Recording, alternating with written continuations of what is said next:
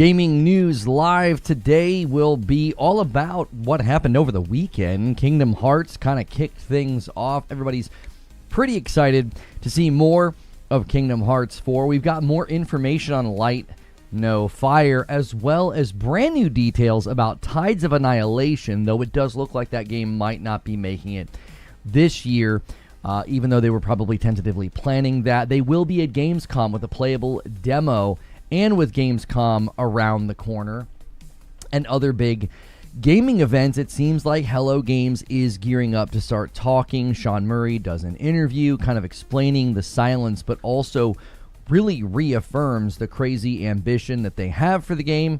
Apparently, he spends most of his days just sort of playing that game. So if you missed my upload about this, we are trying something new, so make sure your notifications are set to all. We're trying to upload the sort of gaming news today segment where the three biggest stories or the biggest story ends up getting into your feed faster.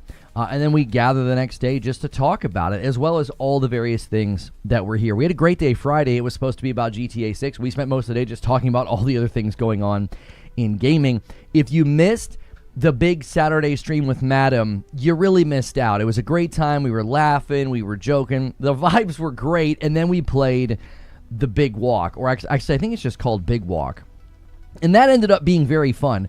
We will do that again this week if you guys can manage to hit that stretch goal again. Let's go for a doubleheader. Let's hit it twice in a row, so that way we can play again with you guys. It was so fun, and we did talk about the Wolverine hate. I'm happy to give you guys sort of my thoughts on that. Captain Steve is in the chat. Always good to see you, Mr. Steve, Mr. Captain of the Steves. Light No Fire News. Heck yes, I doubt they'll be at Gamescom. Yeah, I don't think they're going to be at Gamescom, but I do think they're getting ready. Good morning, Ganks. I do think they're gearing up, right? I think Sean's a little apprehensive about going crazy like he did with No Man's Sky. I wouldn't surprise me at all if there's an apprehension there. And make sure, guys, go through the ritual. The day just started, so let's get that like button climbing to the first 100 likes. So thank you so much for being here. But I definitely think he's probably getting ready for the Game Awards, would be my expectation. I think Sean and Jeff get along. I think they're pals. Double dipping for the win. Thank you so much, Lone Wolf. He's kicking things off. The week is starting already, and let me get that going. I don't have the goal up just yet. Had to get into studio mode to get it. And we got 2 primes coming in over there on Twitch. That's where you guys should be using your primes. Thanks for 17 months, double dipping for the win. 7 months from Hotshots is giving my prime here. I appreciate that, guys, so much. Always make sure and do that. We're trying to get back to about 1,000 subs on Twitch. We're in like the 700s, so you can help with gifts, with primes, with renewals.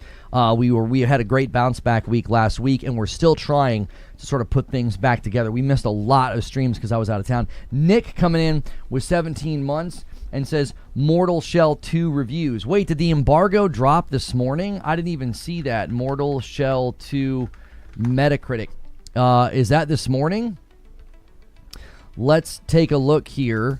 Okay, yeah, it looks like it's reviewing rather well. Maybe not Game of the Year territory, but still, good score here. 84 on PC, 88 on PS5. Probably going to settle into the mid-80s.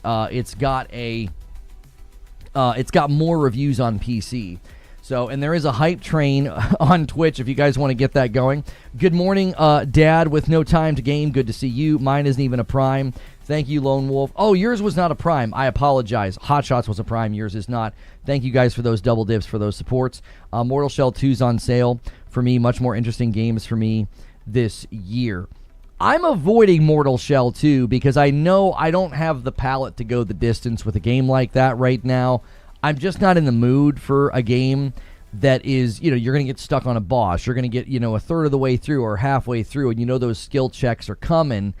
That's just not what I'm in the mood for. My wife and I are playing, I can't even think of the name now. Raiders is all I can think of. Splatoon Raiders. That game is a little more grindy than I expected. It's fun, but it's a little grindy. I think they expect you to kind of grind and level to advance to new areas, but it is an enjoyable game. Hotshot with 40 months, thanks so much for doing your VIP here. Keep up the great gaming news. I appreciate that so much.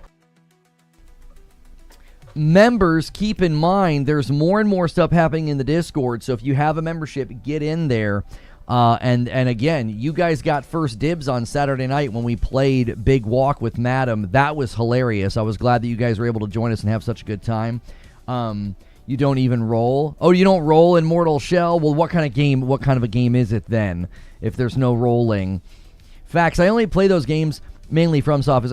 They were never for me. Right, we definitely tried it. I think, you could give me credit that I made a go of it.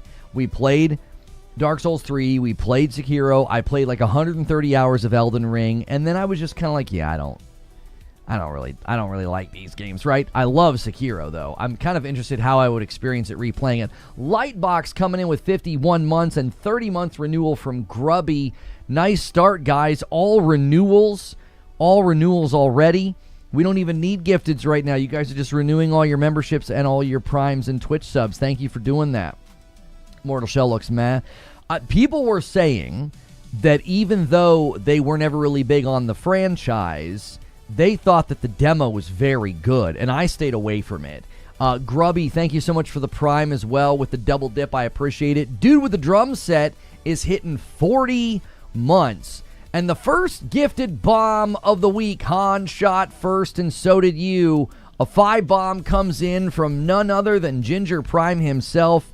Again, appreciate you, Ginger, and been ever since you told me on Friday. Just been praying for you and the family, and hopefully things go in the way you need them to go. Captain Steve, thanks so much for 36 months. That's a lot of months.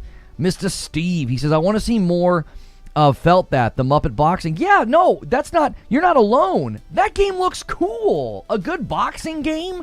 I'm all about it, dude. I remember Super Punch-Out and the original Punch-Out. I thought that the puppet boxing game, I thought it looked cool. And Alex renews for 17 months on Purple, putting us exactly 10 away from 25. He says, who's this Han guy? Mr. Polar Bear renews for 37 months, member plus. See, guys, you got to do those renewals. They add up. Han is such a nice guy. He really is. Sekira's my favorite From Software game. I always wonder how I would feel about it going back now. Because I've just kind of come full circle with those games and decided that, they're not really for me. Phantom Blade Zero today, demo today after State of Play. Maybe. I will be covering the Phantom Blade Zero event tonight. I know that sounds crazy. It's 10 o'clock, and I'm like old man status. I don't know if we're going to do the waiting room thing. I've got to kind of think about that. I'll deliberate with you guys in green room. We'll make a decision there.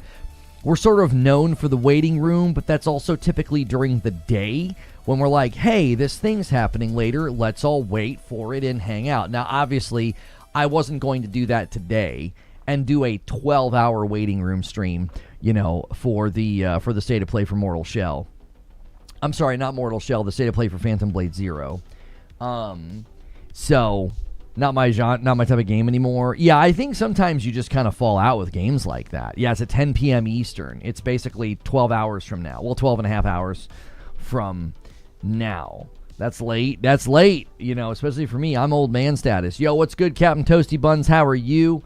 Happy Monday to you as well. World exploration of Elden Ring is second to none. I'm really interested in that.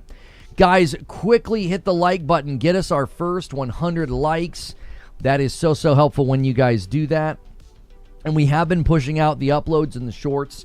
The shorts kind of go out while we're streaming. A lot of you guys are already commenting on the Light No Fire one.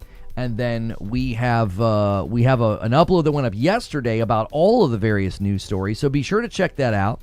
Leave that. Is 44 old? No, of course it's not old. We're joking about me, old man status. I go to bed early and all of that. Phantom Blade Zero is a day one for sure. Yes, Phantom Blade Zero is looking very, very good. Yes, very sad to see. I don't know if you guys saw the news. Hayden Panettiere passing away at 36 rather suddenly. I don't know. She just did that podcast where she talked about something really sketch happening to her on that one boat, and I'm like, man, oh man, I really hope she didn't get low because of the attention from that, and I also hope there was no foul play. Like, what in the world? Have a late coffee? Yeah, I'll have a late coffee. I'll have a coffee at 7 p.m., like a true grandpa. You'll be here 10 p.m. sharpish. How do people know that a demo is coming for Phantom? Oh, they're speculating. They're speculating because the developer said there'll be a surprise. I don't know if the surprise was supposed to be Donnie Yen, that announcement. I don't know. I don't know if it was Donnie Yen. I think the surprise is probably, yes, a demo, which means we will then be, checking that out tomorrow. She had postmortem after the delivery of her daughter years ago, too. Foul play's already been ruled out. Okay. I obviously wasn't, diving deep into the reports.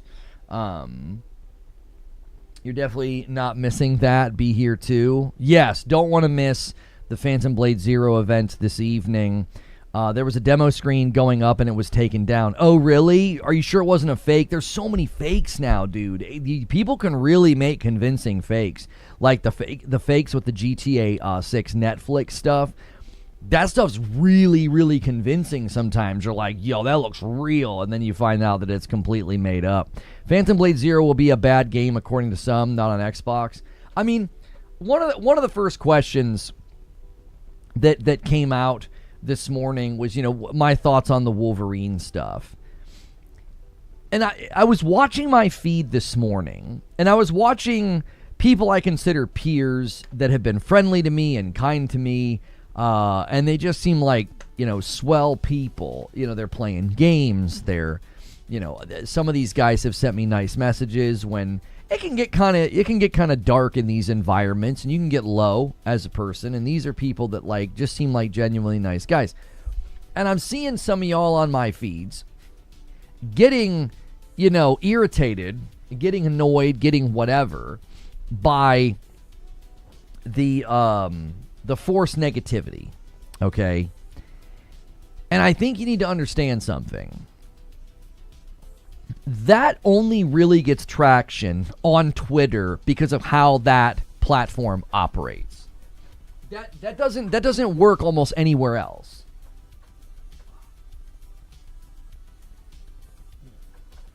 Sorry, we've been dealing with severe temperature swings and it messes with my allergies. Okay, it doesn't really work anywhere else. Do you want to know why? Because if you try to put together a thoughtful breakdown video of the gameplay, and you're going to be negative about Wolverine or negative about Phantom Blade Zero, whatever the game is, there is certainly an audience that appeals to. You could probably get a decent video out of that. There's obviously an immense amount of grifting going on where people will make every game seem like it's going to be a terrible, miserable flop if it's not exactly what they want, right? If the women aren't half naked and the guy is not just another stereotypical square jaw Duke Nukem, hey, I'm just here to be tough. Okay, sure. There's an audience for that kind of content. But the main reason that kind of content gets traction on Twitter is just because that's how that platform operates. And I worry that people are getting sucked into that cyclone, and it's really ruining your mood. I look at it now, and I just sort of see it as an algorithmic reality. I'm like, that's all it is. It's not a representation of the wider gaming market. It's not a representation of how games will do or how they will sell. It's literally just a chamber of the loudest, most negative screaming voices tend to get the most attention. Their tweets get spun up. I mean, I think Mighty Keef retweeted somebody who said, after the GTA 6 Netflix event, someone's going to tweet, we waited 16 years for this, and they're going to get 100,000 likes. They were basically saying, that's all you have to do now. is be a negative Nancy, be a stick in the mud about something popular. Like, I was talking about it with you guys the other day, and I said, you have to see it for what it is. They only do it when it's something popular. They're hitching their hate wagon to something popular because they know algorithmically it will get a lot of attention. It'll make people mad, And listen, some of the gaming news outlets and some of the pundits from those gaming news outlets, they kind of laid the groundwork for this. Okay? What they would do is they would say something negative about a game or about a platform. The infamous "my PSVR 2 is collecting dust" tweet, right? And it gets a ton of people that then come to the defense of said thing. It's a win-win because you get the people that are cheering for the game to be like, what the heck is your problem? And then you get the people that are hating on that thing or hating on that brand, and they come to the tweet and they cheer. You basically get both. I'm serious. I think people need to realize that it is quite literally just an algorithmic representation of how that platform operates. It is not a demonstration of like what it means for that game's sales or success. Or, hey, are you going to have a good time with it? I think I'm going to have a good time with it. I'm not going to let that in. I'm really, really starting to try to not just fence the table here and give us a great place to just hang out and have a good time, but I'm also just like mentally fencing that off. Like, I don't really spend much time on Twitter anymore because it's like I'll go there, I'll tweet, maybe I'll see what people are saying, I'll check the feeds to see what's kind of trending, but then I start seeing all that negative nonsense, and I'm just like, it just seems like a bunch of miserable people trying to spread misery, and I'm like, yeah, you're not going to spread your misery to me. You know what I mean? I'm inoculated. Does Sweet Baby Ink being involved in Wolverine cause you any trepidation? No. Because people have grossly overstated their involvement in other games. They've grossly overstated what they're able to do. Just because they consult doesn't mean their consultation is taken serious. There have been plenty of games that were on that list that turned out just fine. I think a lot of the games that turned out to be pretty awful or had bad design choices and what have you, I think what people were doing is they were taking correlative data points and trying to create causality, which is one of the worst ways to argue.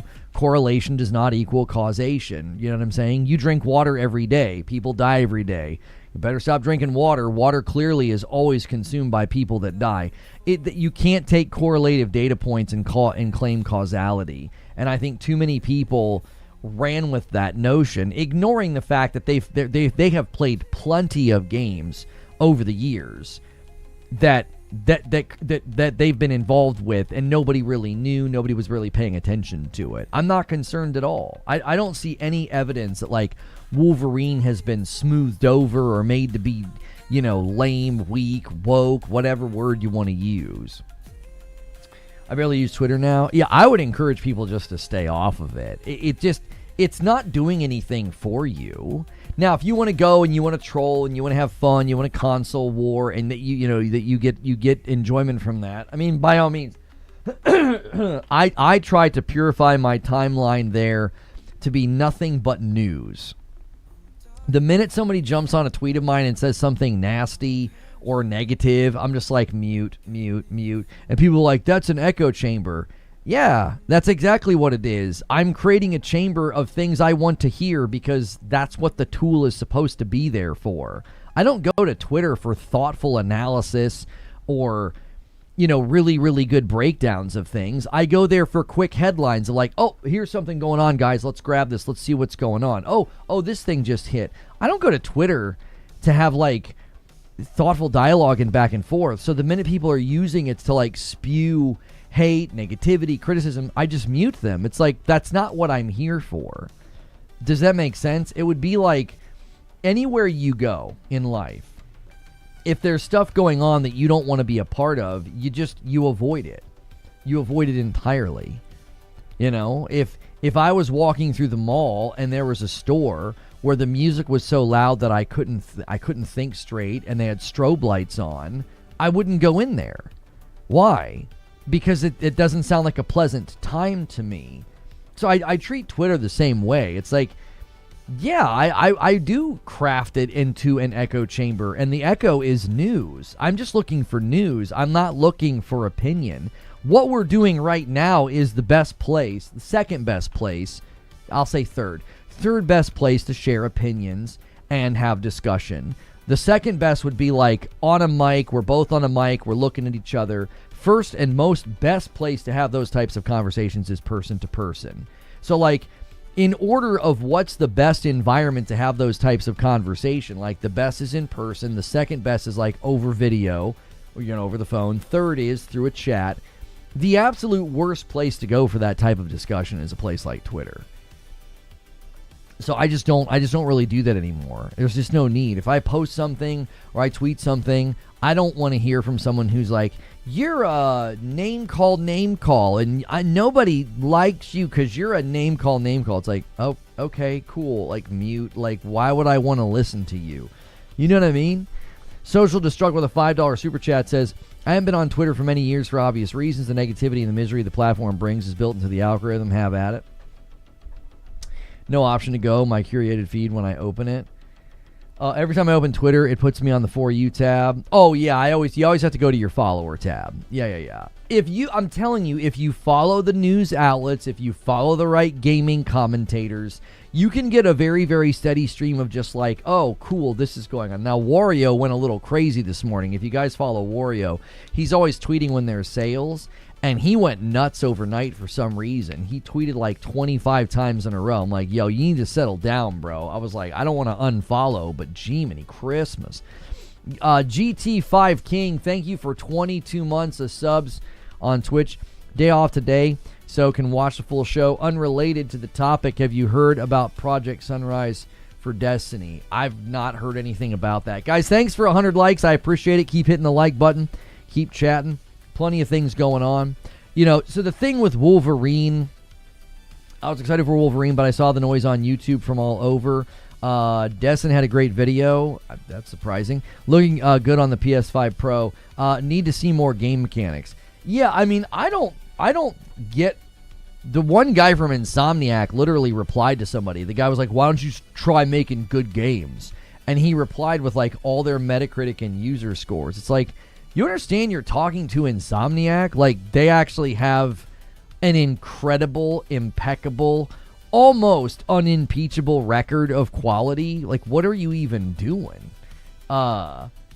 It was like, I really do think people are wasting their energy exposing LARPers. It's like, you're not a gamer. You're LARPing. You're pretending to be a gamer. You don't even know who you're talking to. Like, you're talking to Insomniac. They're not just respected in the industry, like they're respected in the fandom of gaming. People are like, these guys make great games. What are you all doing? Well, they're LARPing. They're not gamers. And the minute you realize that, you realize you're wasting time interacting with those people. It's just not worth it. It isn't. You just move right on. Has Insomniac ever made a bad game? I don't know.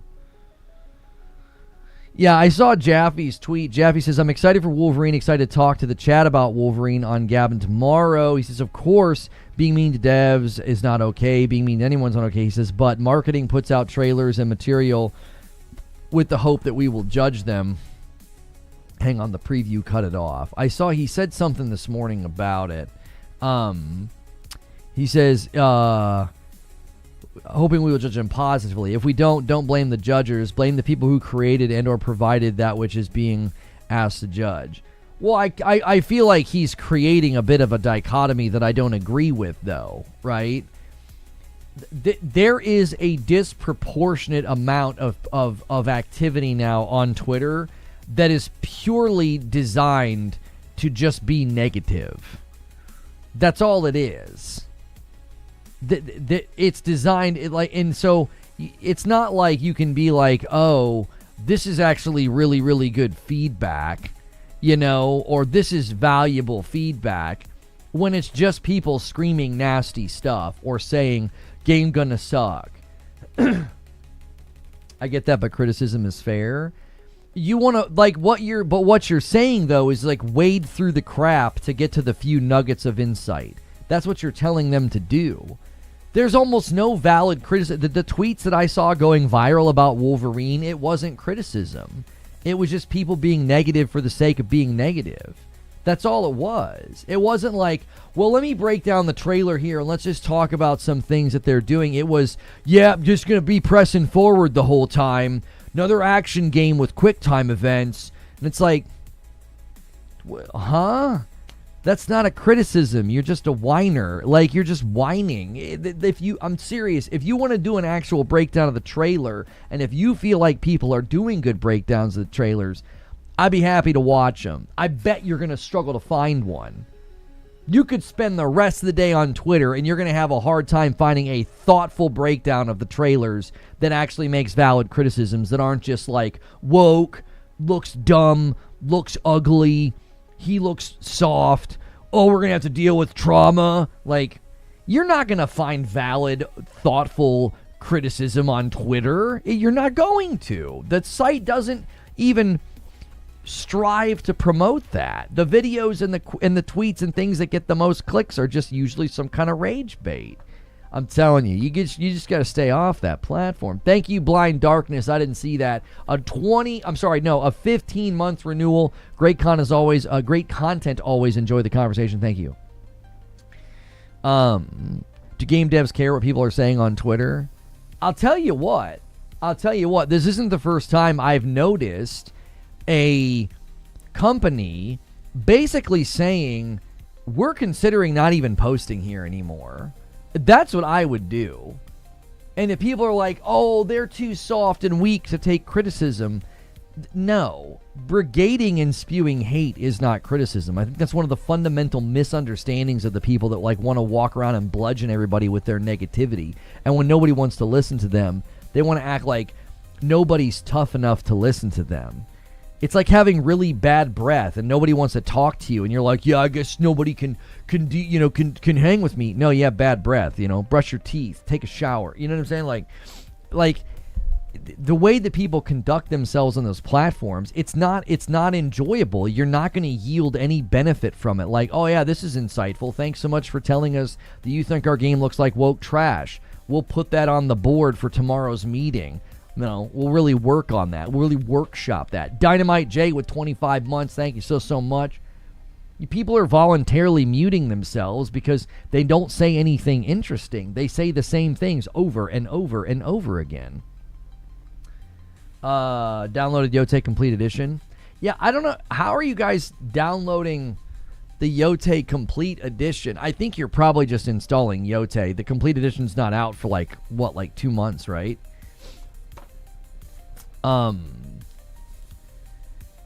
Didn't know Reforge was a cleanliness supremacist. It will make me forever sad we never got a sequel to Sunset Overdrive. The same people complaining about Trauma would complain that there's no story, it's just a pure action game. As soon as you catch on to that reality, it's easy to ignore these people because they're not saying anything of substance. They find something to complain about, and then that's what they complain about. If there was no story, and if it was just Wolverine going from mission to mission to mission, slicing everybody into 1,000 pieces, people would say, there's no substance to this game at all. It's just an action game. There's nothing that happens. There's no story. There's no narrative. There's nothing. And if you're looking for things to complain about, you will find things to complain about. You will. It's not difficult. I could take you. I could prove this with games that I love. I could. Think of a game right now that you love. You could pick it apart. You could point out everything that's bad or not great or lacking a polish. It wouldn't be difficult at all because you're intimately familiar with it. So if you're looking for something to complain about, you will always find something to complain about. Every game that exists, you could find things to be way, way critical of. And you could do this with your favorite games. It would be a really good experiment to like take your favorite game and try to make a hate tweet about it or try to make a hate video about it. It wouldn't be very difficult because the more familiar you are with the game, the more things you'd be able to pick out and pick apart and then overstate. Yeah, Tetris. You know, what a boring game. Nothing but dropping blocks on the screen. Can't believe it. Graphics are garbage. Like, you could do it with any game. Could Wolverine be a catalyst that leads to a sincere discussion about modern gameplay mechanics and needing innovation, free from rudeness and crap posting, people truly wanting a fun debate about it? Well, okay. Here's a mistake that I think people make. When you play a Metroidvania 2D platformer, how do you double jump? What do? You press jump twice, don't you? How do you wall jump? You jump into the wall and press jump to jump off the wall, right? How do you typically attack? You usually hit your attack button, and then if you have a heavy attack button, you press those buttons. How do you dodge? You usually press either circle or B to dodge away. Some games use right bumper so that you don't have to take your finger off the thumbstick, but that's usually a game that's in a 3-dimensional space, not a 2-dimensional space. Okay? So no one comes to like a Metroidvania and is like, oh, I can't believe this. We're double jumping and wall jumping in 2026 in a Metroidvania. No one does this. This fighting game has jumps and kicks and punches in 2026. No one does this. Good morning, Gamer Boy. No one does this. You don't do this with any other game. Why are we suddenly acting like we always have to say the year, by the way. Really? In 2026? Snake Eyes, thank you for 20 months. It's like, it's this weird predisposition to like, oh, if I see buttons on the screen for a QuickTime event, you know, I'm going to act like I know what the entire game is like. I know what the entire combat system is like. I know what the parries, the dodges, the movesets, the skill trees, I know what it all feels like. And it's like, you don't do this with any other game. No one saw Castlevania Belmont's Curse and was like, here we go. Metroidvania with double jumps, wall jumps, and some kind of a melee weapon. Nobody did that. If they did, you wouldn't take them seriously. You'd be like, what are you talking about? These are part and parcel aspects to games like this. Like if FromSoft comes out with a game, are you going to be like, I can't believe there's melee attacks, heavy attacks, and a roll to dodge. I can't believe there's a block and a parry in Onimusha. No, do you see what I'm saying? It's just this weird sort of, I insist that this game type and formula evolve into, and what we've talked about before, chat, the unspoken ideal. It's this permanent fixture in forced criticism, an unspoken ideal. You can just imagine, why aren't they innovating? Can you give me an example of how they could innovate? What do you mean? What's lacking? Metroidvanias have had genre progression, though. Souls games have had mechanical progression. JRPGs evolved from the base, then ATB and action. What natural progression is Wolverine creating? I don't know. I haven't played it yet. Spider-Man 1 to 2 made pretty significant adjustments to traversal, and then you had, entire skill trees of new things to experience. So, like, when you played through Elden Ring, go from, like, Dark Souls 3 to Elden Ring, most of the base animation sets for melee and dodge were almost 1-to-1, brother. They were almost 1-to-1. And no one was like, I can't believe in Elden Ring we're still, poking and rolling on the ground in 2024, or whatever year it was that it came out. The lack of progression from Dark Souls 3 to Elden Ring is one of my complaints, to be honest. Listen, I think if you play the game, like, no one looked at Elden Ring and thought, oh, it's just going to be just like Dark Souls 3. Now, before it came out, there were people pointing out, like, animation similarities and stuff. There were people doing that. But I feel like once people played it, they realized the main thing that they really pushed was size and scope of the game. Exploratory purpose, a map with an immense amount of exploration density. They didn't necessarily reinvent their combat system, okay? Thank you, Lord Hork, for 36 months. But it's this unspoken ideal that can always be used to bludgeon a game. They didn't innovate enough. Okay, what do you mean by that? What should they have innovated on? Have you played Wolverine? I haven't. I have no idea what they did or didn't innovate on. Killian, thank you for using your Prime on Purple and getting us to 22. Welcome back in. People did complain about Elden Ring reusing assets, and FromSoft came out and said, yeah, why wouldn't we do that? We made all those and they work. Why would we rebuild everything each time? Yeah, they kind of came out and said, y'all don't know what you're talking about. Surprise, surprise. The parry mechanics? Yes, the parry mechanics in Elden Ring. Okay. So now we're getting into specifics, which I think is helpful. So like when you play Elden Ring, you could say, I really wish they would have evolved the parry mechanics and maybe even borrowed from the pristine parry system inside of Sekiro. You see? That's like a specific criticism with a suggestion of like how to fix it. But being like, yeah, there's just no innovation anymore. They should have innovated.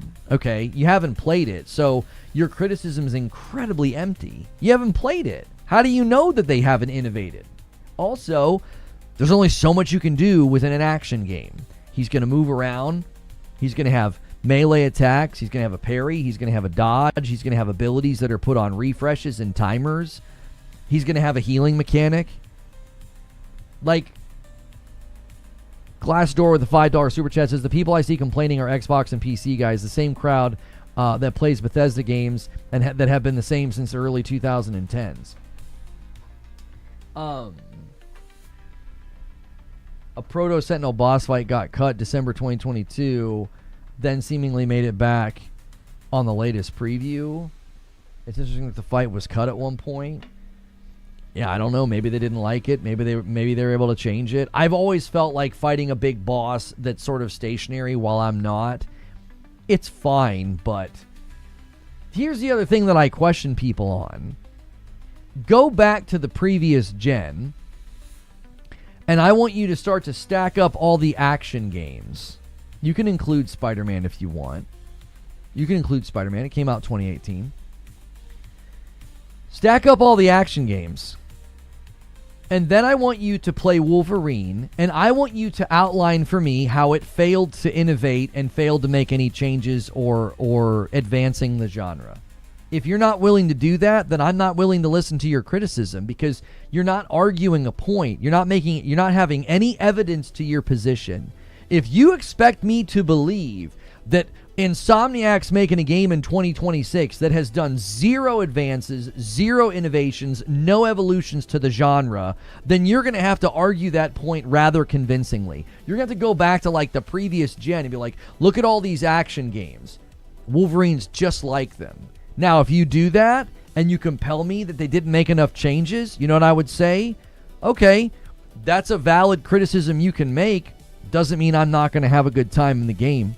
Like, you can certainly make that point. Like, you could probably find games that have very much played it safe and kind of stuck to a formula. But if they deliver a great game and it's really fun, what does it matter? And that's why I use the example of a Metroidvania. When I play a Metroidvania and it has jumps, double jumps, dashes, you know, responsive frenetic combat with maybe some iframes or a parry or a dodge, I'm not like, oh, I can't believe I'm doing something I've done in other Metroidvanias. Like, I didn't feel like that when I was playing Crypt Custodian or Mio Memories in Orbit. I wasn't like, yeah, I can't believe this. I've done this sort of thing before. Do you see? Even if you could make the argument and convince me that, like, a lot of the combat's similar, a lot of the movesets are similar, you still wouldn't convince me that it's a strong criticism. I would say it's valid at that point.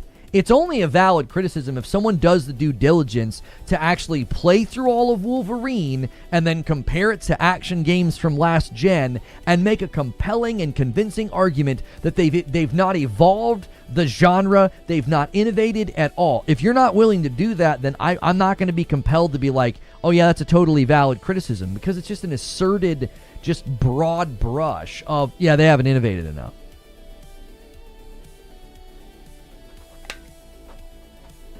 Why does everything always have to innovate? What happened to becoming a master of your craft? That's what I'm saying. Did anybody play Hades 2 and get upset that it largely moved, felt like, and controlled and looked like Hades 1? No, of course not. Nobody made that complaint because it's not really a valid complaint. It's an assumed and presumed imaginary ideal of this weird bar they didn't jump over. No examples are ever given. So if you can't compare it to all the action games of previous gen to show me they've made no innovations or changes, then your complaint's not valid. It's just made up. It's a fair comparison in your eyes when you look at combat video of Devil May Cry or FF16 against Wolverine. Wolverine video does seem to be a step back and backwards. You're welcome to have that opinion. That is, number one, I think you're making comparisons that are intentionally stacked so that you can say it's a step back. That would be like taking a game with more grounded, more slow, more gritty, methodical combat and then comparing it to Wolverine. You're just stacking the deck so that you can complain. You're going to a game that's got aerials and juggles and really flamboyant movesets and magic, and you're going to Wolverine and saying, yeah, this looks like a step back. In what universe was there a promise or an expectation that Wolverine would be an evolution of what they did in Devil May Cry and Final Fantasy 16? They're completely different games. I'm not trying to express my opinion. You just did a moment ago. I'm just asking if you think the comparisons are fair between those games. Well, I answered your question. No, they're not fair. They're completely different ideas about what combat should play like. Like the way that Clive enters into a fight and a combat sequence in Final Fantasy 16 is not even remotely, I guess you could say it's adjacent, but it's not really comparable to what you would want from Wolverine. Clive can change from 4 different magic types, and each of those magic types have like 3 spells that he can do. He has a sword the size of a truck. And you're like, oh, I'm going to compare that to Wolverine. Why? That doesn't make an ounce of sense. It would make more sense to think that Wolverine's going to be a bit of a middle road between like Batman and Spider-Man. He's going to have some of the mutated agility and abilities of like Spidey, but he's going to be a little bit more groundy, a little bit more punchy like a Batman. I don't know why you're running a Final Fantasy 16 and Devil May Cry. Those comparisons don't make sense. Do you know what I'm saying? Like, I feel like, again, you could do this with any game. You could find a game to compare it to. Like, I could take any game that I've ever played with a sword, and I could go compare it to Sekiro, but if the game didn't set out to be like that, then I'm kind of wasting my time. Does that make sense? I sometimes feel like, and here's the thing. I want to make this point. You can compare any game that you want. You can compare Onimusha to Sekiro. You could compare Neo 3 to Sekiro if you wanted. If you're doing that to unearth the differences, to then have distinct classifications of like, well, this one's a little bit more action-focused, dodge-focused, like Black Myth Wukong, you would say, is more dodge-focused than Sekiro's parry system. So comparisons can certainly serve us. They can serve us. They can help us take games that have some similarities and compare them. You can compare apples to oranges. We use that as an idiomatic expression, but you can compare apples to oranges. They're both round. They're both a fruit. they have juice, right? They've got a color that can be compared. So that if you're comparing to highlight the differences, but here's the difference that I think, and this is what I think you're doing. XCal with a renewal, 51 months, and he does a Prime on purple as well. Thank you for the double dip. We're one away from the first 25 of the week. Thanks for 51 months on YouTube and a VIP and 47 months on Twitch. Here's the difference. If I'm comparing apples and oranges to highlight the difference to you, texture of the skin, the color, the smell, the taste, that's a valuable criticism. And XCal says, I'm taking it. He takes a 25 with a gifted. Here's what you're doing.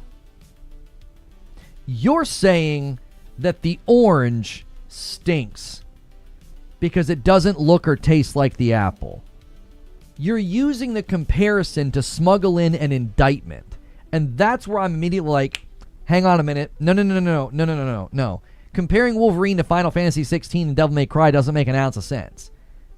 Thank you, Big Fest, for 37 months. If you were like, let's compare the difference between this apple and this orange, because I want to argue that the orange stinks. And I'd be like, well, maybe you just have a palate and a bias for apples. So if you have a palate and a bias for games like Devil May Cry and Final Fantasy 16, you love these aerial juggles. Number one, I tell you a game you need to keep an eye on would be Tides of Annihilation. You'll probably like that one a lot more. You expected something new, but oh well. Yeah, 187, I'm not surprised that you're saying that. You've made it very clear where your biases are. So, of course, you're like, oh, I expected something new. So you're telling me every footage of Wolverine that you watched contained nothing new. It's all things you've done before. It's a game you've played before. You feel like everything, every mechanic, every fight, every move, every skill in his skill tree, every sequence, every cinematic, every story element, you're like, yeah, there's nothing new here. I think your position's forced and phony. It's that there's no way that you concluded there's nothing new here. Like, you're just wearing your bias on your sleeve. You can say you're not interested. Yeah, I'm not really interested. I have superhero fatigue. There's nothing new? You're just making stuff up. You're just making stuff up. Like, there's no way you, as a living human adult being, watching video game trailers and playing video games, you watch those trailers, you're like, there's nothing new here, man. Like, come on. How do you expect somebody to take your opinion seriously when it seems like you took it pre-baked off the shelf? It doesn't seem like you're talking. It seems like you grabbed a pre-written criticism off the shelf. Yeah, nothing new. What you're saying isn't anything new. That's the irony. You are allowed to not be interested in games. I think that's the other thing people need to understand is you are 100% allowed to be like, I'm not interested in that. What have I been saying about Mortal Shell 2? What have I been saying? I think it looks pretty good. We've heard the demo's amazing. Those games aren't really my bag. I think I'm going to skip Mortal Shell 2. Now, if I would have watched a Mortal Shell 2 trailer and said, nothing new here, just another Souls-adjacent game, I think you'd be well within your right to be like, well, now, hang on a minute, Lono. So you're saying that in the Mortal Shell trailers and stuff that you didn't see anything new? What? Like, do you see the difference? I'm trying to highlight the difference because, like, you can enter into dialogue and have a much better time when instead of just throwing out a negative platitude that nobody can really interact with, you voice your opinion in a way that gives people something to interact with. If I would have said what I said about Mortal Shell 2, there's no conversation to be had. It's just me being sweeping and negative. I didn't say it was trash. I didn't say that you said it was trash. Don't shadow box. It's too early in the morning for that. You're going to pull a muscle. I gave a comparison to my commentary on Mortal Shell 2. I never once said that Mortal Shell 2, there was nothing new. I mimicked the exact thing that you said, 187. There's nothing new in Mortal Shell 2. It's just another Souls game. You know? It's just another game with all that Souls stuff. I'm not seeing anything new. I'm not seeing any innovation within the genre. Okay? There's no conversation to be had because I'm saying something that's so sweeping and at some level misrepresentative of the product. Instead of just saying, I actually think it looks kind of good. I've heard the demo's pretty good. I'm just not really down with those games. You know? I'm just not really down with those games. He's allowed to have that opinion. Well, and again, but this is where I think you guys you try to smuggle fact into your opinion, and you don't like when I call it out. It's one thing to say, I'm not interested in Wolverine, or I just don't think it looks fun. Okay. There's nothing wrong with that. Saying there's nothing new. They didn't innovate enough. You haven't played it. It's not new. It's not in your hands. How could you say they didn't innovate enough? Again, that's what I call, I don't know if it's a fallacy, but it's an unspoken ideal. You're criticizing something against an unspoken ideal. Innovate in what way? What do you mean? How are they supposed to innovate? Innovate on what? Is there another Wolverine game that you really feel is like, this is falling short of? So the unspoken ideal is in the room. Wired Rope with 20 months on Purple and 42 months on YouTube. Thank you so much, brother, for the double dip. Based off the previews. Listen. I'm not sitting here trying to defend the game and tell you should like it. I'm saying let's actually have dialogue that's intelligent and not just sweeping and negative.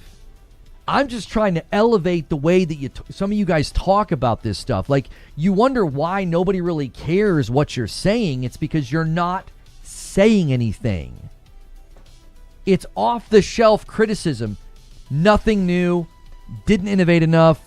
Another boring action game. Oh, okay. The irony is that you're not taking any efforts to make an actual criticism while criticizing them for not taking effort and innovation. It's like, I'm just like, hey, man, you don't have to like the game or want to play the game. There's so many games coming out. You can ignore half the games coming out for the rest of the year, and you'd be very happy. You could. You could take a list of the top games coming out, tear it in half, and you'd still have plenty of great games to play. I'm talking about the actual substance of the conversation itself. Wolverine is immaterial to this conversation. Wolverine is just our example. Thank you, Defo Side, for using your Prime on Purple. Wolverine is just sort of our example. I don't care if you play it or like it. I'm saying the conversation and the way that people are allowing Twitter to kind of infect the way they view things, you got to get that out of the frame. I don't think most gamers think this way. Most gamers don't look at a fighting game and go, here we go again, a lot of the same stuff. Souls games, action games, Metroidvanias, right? Nobody's playing these games and thinking like, well, yeah, they just didn't innovate enough. Most people just play them and have a good time. JRPGs. There's just this weird dialogue trend now where we presume an unspoken ideal where they didn't do X enough. You don't quantify what X is. You just say they didn't do it enough. And then the other thing is, people will state their opinion, but they smuggle in fact. So when you say there was nothing new, okay, you're stating that as sort of you're not making like this qualitative judgment about like, yeah, I think it's boring. You're making a quantitative statement that's measurable.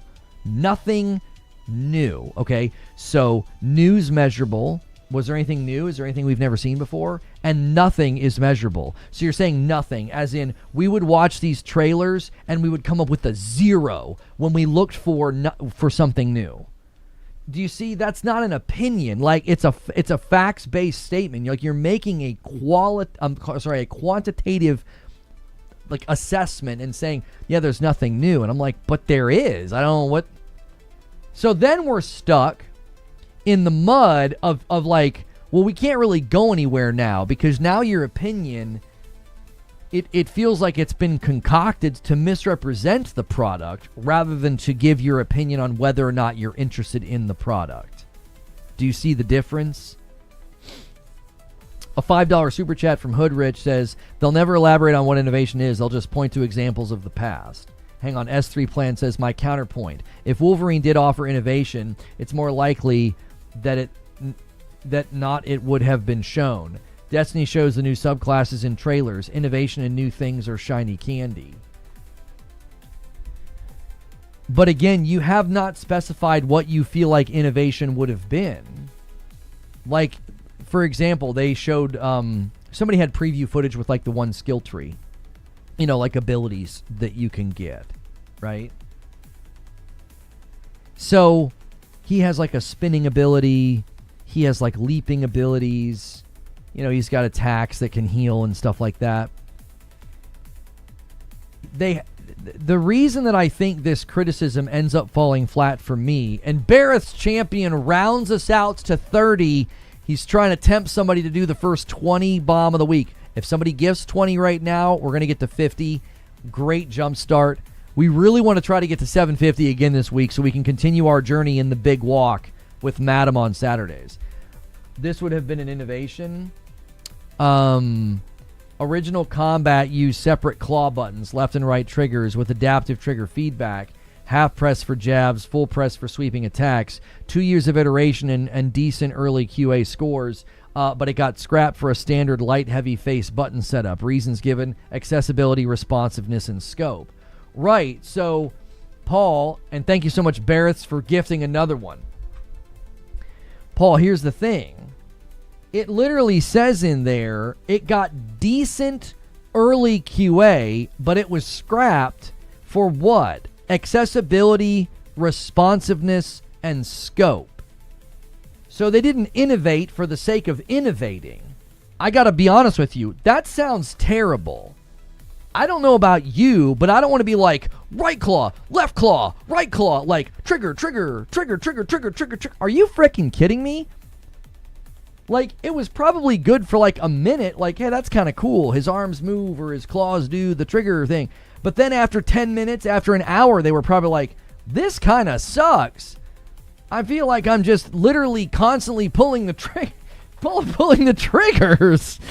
I've played a lot of melee-based games. I don't think I'd ever want to play a game where they're like, you got a sword in your right hand, you got a sword in your left hand, and each trigger pull swings those swords. And we use that halfway resistant trigger on the haptics so that way a full trigger pull is a hard swing and a half trigger pull is a light swing. It's a jab. Like, come on. You can't just innovate for the sake of innovating. Because they tested it and they were like, it's better if you just use the face buttons. It's better if we just use the face buttons. And this is really landing the plane of my point. I was getting ready to say, there's only so much you can do with Wolverine, okay? There's only so much you can do with him. He can't fly, he can't teleport, he can't stop time. He's a force of nature with claws on his hands. Do you want to know what else you can only do so much with?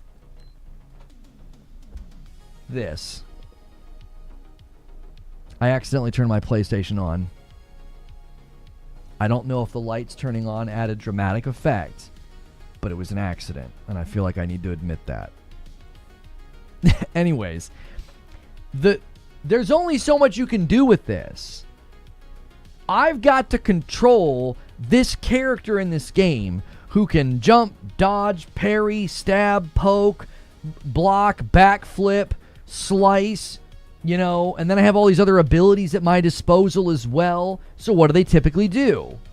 Here are your 4 face buttons for attack, heavy attack, dodge, and jump. If I hold down right trigger, all those buttons change to something else. Working within that makes the most sense because it's what people are familiar with. When you're playing Wolverine, you want to feel like you're Wolverine. You don't want to feel like you're trying to remember button combinations in some convoluted mess of quote-unquote innovation. Does that make sense? Like you've got to be careful with any of these systems that these companies make. They can't just say, well, we know people are going to say negative things on Twitter, so we better innovate on the combat and not use the face buttons. Let's make him hold the controller upside down while we're at it. The weakest part from my side of the debate is that I'm not of the creative cloth. I'm a numbers guy. Hideo Kojima, when he has a game, it'll have something brand new. Okay. So, when you went from Death Stranding 1 to 2... Guys, we need 30 more likes on the video. Bumblepants, thanks for 47 months. Let me add it to the total. Okay. When you went from Death Stranding 1 to 2, do you want to know what happened? There was innovation. There were new things. But you want to know what else? There was a ton of stuff that was basically just more of the same. Why? Because that's completely legitimate in game design. Why reinvent the wheel? Like FromSoft said with Elden Ring. Why would we reinvent all these animation sets? They work. What the heck are y'all talking about? It's like going from, one model car to next year's model car. Why are there doors on the car?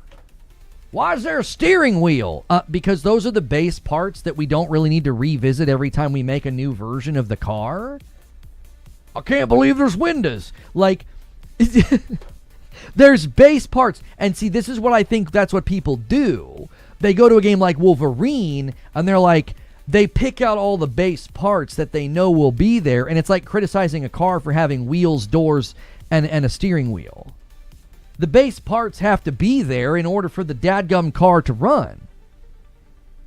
I'll concede that within the franchise, it's less likely to experience significant gameplay loops. Yeah, it's Wolverine. That's the other thing. It's like, what did you guys really expect them to do with this guy?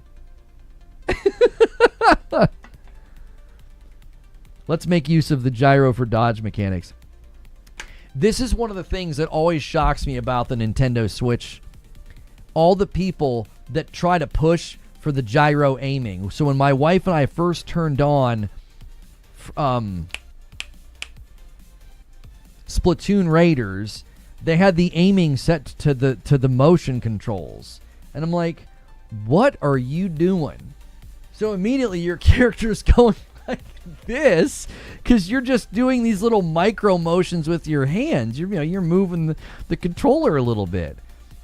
And I was like, we got to turn that off. I was like, why do you guys keep trying to force the motion controls here? You know what I mean?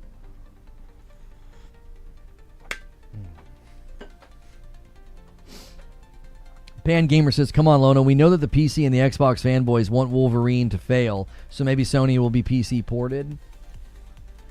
I mean, I think that's a console war narrative where, yes, there's definitely bias where people will be overly critical of something because of the team that it comes from. I've seen people doing that with Gears of War, just flat out hating on Gears of War. And I'm like, I had a perfectly fine time with Horde. I'm not really a PvP guy. I'm not very good, so I didn't last very long in PvP. I didn't expect to. My expectation was I would get bodied by shotguns a bunch, and then I would have my fill, and I'd go turn tail back to Horde. But I saw people doing the same thing with Gears, just hating on it because they don't like Xbox. And I'm like, I had a perfectly fine time with Gears. I'm looking forward to it coming out. I'm looking forward to playing the campaign with my wife. I'm looking forward to the Horde mode. I hear you say it's Wolverine, what do you expect, which is fine to say, but it does offer some validity that it lacks innovation. No, it doesn't offer validity to it lacking innovation. No. The only way, again, and I walked through this, I'm not even saying this would make your argument compelling, I'm saying it would make the criticism valid. We haven't even elevated the criticism to being valid yet. The only way that criticism is valid is if you play through the game and then you actually play through older action games and argue definitively and convincingly that there was no innovation. I know you won't be able to do that. I think a lot of you guys forget what action games were like 10 years ago. I think you forget how far things have come. It was like that time that I saw the Jedi Survivor trailer, and I didn't think that it looked that much better than Jedi Fallen Order. And then I saw a side-by-side comparison, and I was like, oh my gosh. Do you want to know what I was doing? I was imagining the first game in the appearance of the new game. And I'm here to tell you, people are guilty of this all of the time. They watch a sequel trailer and they think it looks just like the last game. Go watch those older games. And I think people look at Wolverine and they view all their memories of action games from 10 years ago and they're like, this game is just like the games I played back then. Really? Do some comparisons. Let's see it. Let's see it. If you want to elevate the criticism to a valid criticism, I'm not even saying it would be compelling, because if I have a good time, can't really argue against that, right? Like, if I have fun, who the heck cares? Like, if you convincingly argue that Onimusha didn't do enough innovation with swordplay, I don't think you'll be able to do that. But let's say that you're able to make that video or that argument. If I have a really good time in Onimusha, it kind of doesn't matter, right? And so, if you want to elevate the criticism to being valid, do it. I want you to grab all these action games that apparently this game is not innovating on at all and show us that it didn't do it. Go back and stream a PlayStation 3 game or a 360 era game. It's nowhere near as good as we remember. I'm telling you, this is a common trap that a lot of modern gamers fall into. They remember the old game and then they view it through the lens of the new thing they just saw. And they think, yeah, Wolverine doesn't look any better than action games I played 10 years ago. And it's like, oh, okay, let's boot up those 10-year-old action games. Let's see how they hold up. I'm scared to go back and play past Devil May Cry games.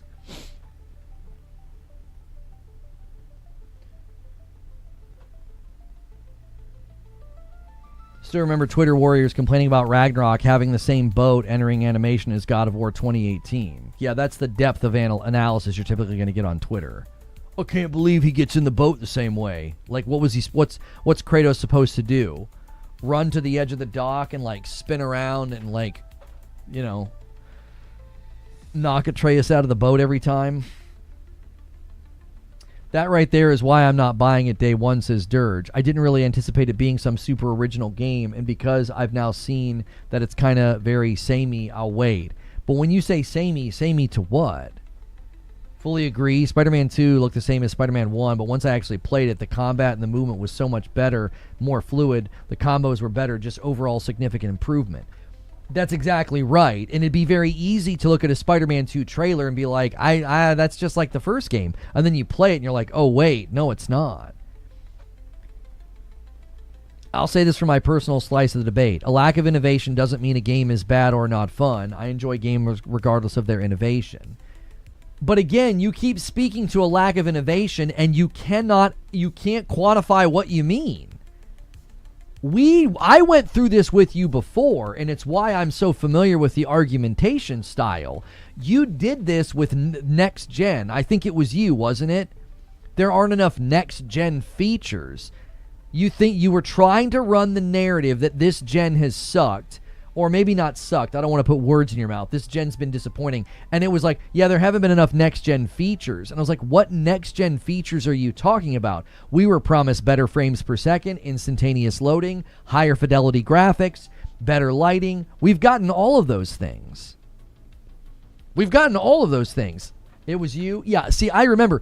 I'm telling you, what you're guilty of is you're charitable, you're not rude, but you keep employing an unspoken ideal, and I can't argue against it. It's like trying to grab fog. I can't do it. You won't say what's lacking. It would be like saying this cheeseburger could be a lot better. It just needs a little bit more flavor. And I'm like, more flavor? Can you elaborate? Should I add more spice? Is it what's the yeah, it's just not flavorful enough. What flavor's lacking? I don't know. Okay. Perfect Image with 28 months says, I love everyone's opinions about Wolverine nitpicking looks of gameplay. I'm honestly jealous that everyone is going to enjoy a game that buy. Got it, boss. Yo, good morning, feed. Is innovation a new buzzword? I'm telling you. I've been doing this for a long time. You start to pick up on patterns.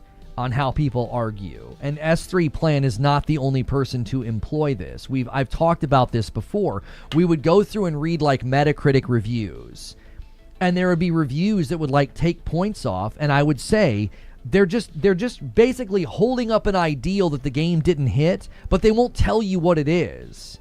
It's an unspoken ideal. It's like, well, what in the world? Like, what did it do wrong? Where's the mistake? Where's the flaw? Yeah, they just didn't do enough. Okay. I'll give you an example. When I'm coaching my kids playing soccer, I got my boys team that I'm coaching, and I'm teaching them the principle of building out the back. So instead of just chucking the ball up the middle when the goalie has, you go out to your backs. Your backs try to get it up to your, either you call them the right wing or you call them the right forward, whatever. You're trying to get it out and back up, okay? I'm teaching them the principle of like, listen, sometimes in footies, you're just going to send that ball all the way down. You're going to boot it. Other times, it's not going to feel like the right call, but you don't want to put it in front of the goal. You're going to go out. You're going to build out the back. You're going to go to your backs. Your backs are either going to use center mid or a right forward or what have you to pivot the ball down the line, right? If they tried it and they messed up and I said, yeah, you guys just didn't do enough, I would be failing them as a coach. You just didn't do enough. You just didn't kick the ball good. They'd be like, huh? In younger soccer, you can get away with long sends sometimes, hot shot. The higher level plays, no. Long sends are just dangerous. It just turns into a freaking header, volleyball match because, the ball's in the air for so long, everybody's able to kind of adapt to where it's going. It's harder to attack. In any case, younger ages, you can do it. The OA, thank you for 33 months. What I really want is the Wolvie game is winning a fight by debating philosophical arguments on the anachronism of physical violence in 2026. That's exactly right. So when I would tell them, hey, this is what you guys need to do differently. So when the right back kept getting the ball and I would pressure him and he wouldn't get rid of the ball, I coached him. I said, you've got to sense the pressure. As I'm closing space on you, you've got to get rid of the ball, right? I'm giving him a specific thing that he can improve on. If I just said, got to play better, bud, and I walked away, he'd be like, well, what am I supposed to do differently? All right, run it again, and then I pressure him and I steal it. Yep, you just got to play better, man. You got to play better. Make sure everybody's playing better. Like, they'd be like, what the heck are you doing? You're not coaching them. You're just speaking in platitudes. That's what this criticism always sounds like to me. Yeah, they just didn't innovate enough. Oh, okay. I'm not a dev. Come up with something. They get paid a lot. Right. I'm explaining to you why I don't take your criticism serious because there's no substance to it. I don't agree that there's zero innovation. You've not demonstrated that there's zero innovation. You've not demonstrated that there's nothing new. You've simply stated it. Like I said, I have assertion fatigue. People just assert things all the time. There's a big difference between assertion and arguing. If I just assert combat in Hellblade 2 sucked. It was crap. Okay. Why? Oh, here, I'll walk you through why. And I have all these reasons why I thought player volition got destroyed and removed and minimized in Hellblade 2's combat. I can walk you through my argument. I don't just assert it, I argue it. So when someone says, nothing new, they didn't innovate enough. Oh, okay, can you explain what you mean? Like, can you demonstrate that there was nothing new? Can you? Oh, no? Oh, what are these innovations that they needed to do? Oh, you can't specify any? You don't have any examples? I'm explaining to you why I'm dismissing your criticism and your negativity, because it's empty. You're not saying anything. I'm trying to wake you up to that. Like, I don't care if you don't buy the game. I don't care if you don't like the game. I would like to know how you arrived at your conclusion. That's more interesting to me than batting platitudes around.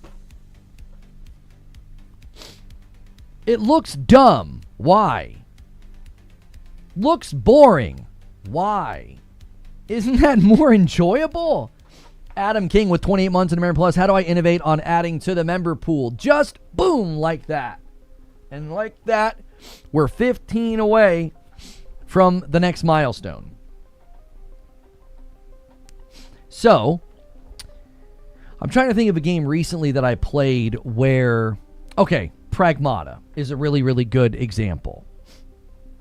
I remember, and you guys probably remember this. Do you guys remember a lot of the concern and a lot of the hand-wringing that people were doing over, like, I don't know, I think trying to do that hacking in the middle of combat is going to be annoying. Do you guys remember the first time we saw that combat? That was one of the most consistent takeaways that people had. They thought that the hacking mid-combat would get annoying. I actually think that was kind of a valid concern because it's a form of flow disruption. It's a form of flow disruption. Well, what ended up happening? A lot of us played the demo, smart move by Capcom to do a demo, especially to showcase this system that many people might see as a little strange. Ended up being one of the coolest things about the game. There was strategy involved, there was build crafting involved, there was orchestrating crowd control. All of that played into how you hacked, when you hacked. It was so good. But the trailers made people, I don't know. Now, if somebody came to me and said, Lono, why is the combat so good in Pragmata? I wouldn't say, well, they innovated. I'm not really saying anything.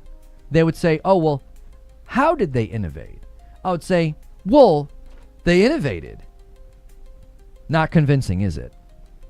If somebody came to me and asked me that same question, and I said, well, they innovated, and here's how they innovated. So they took an entire system that I had never really played before in a, action sort of shooter style game, third-person shooter style game, and it added an entire layer of strategy to how I engaged.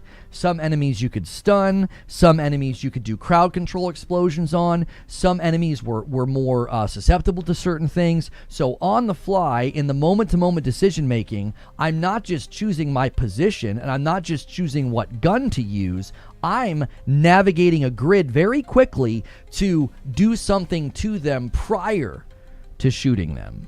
It's an entire layer of strategy and player volition that really elevates the combat. Well, there you go. There you go. That's an argument.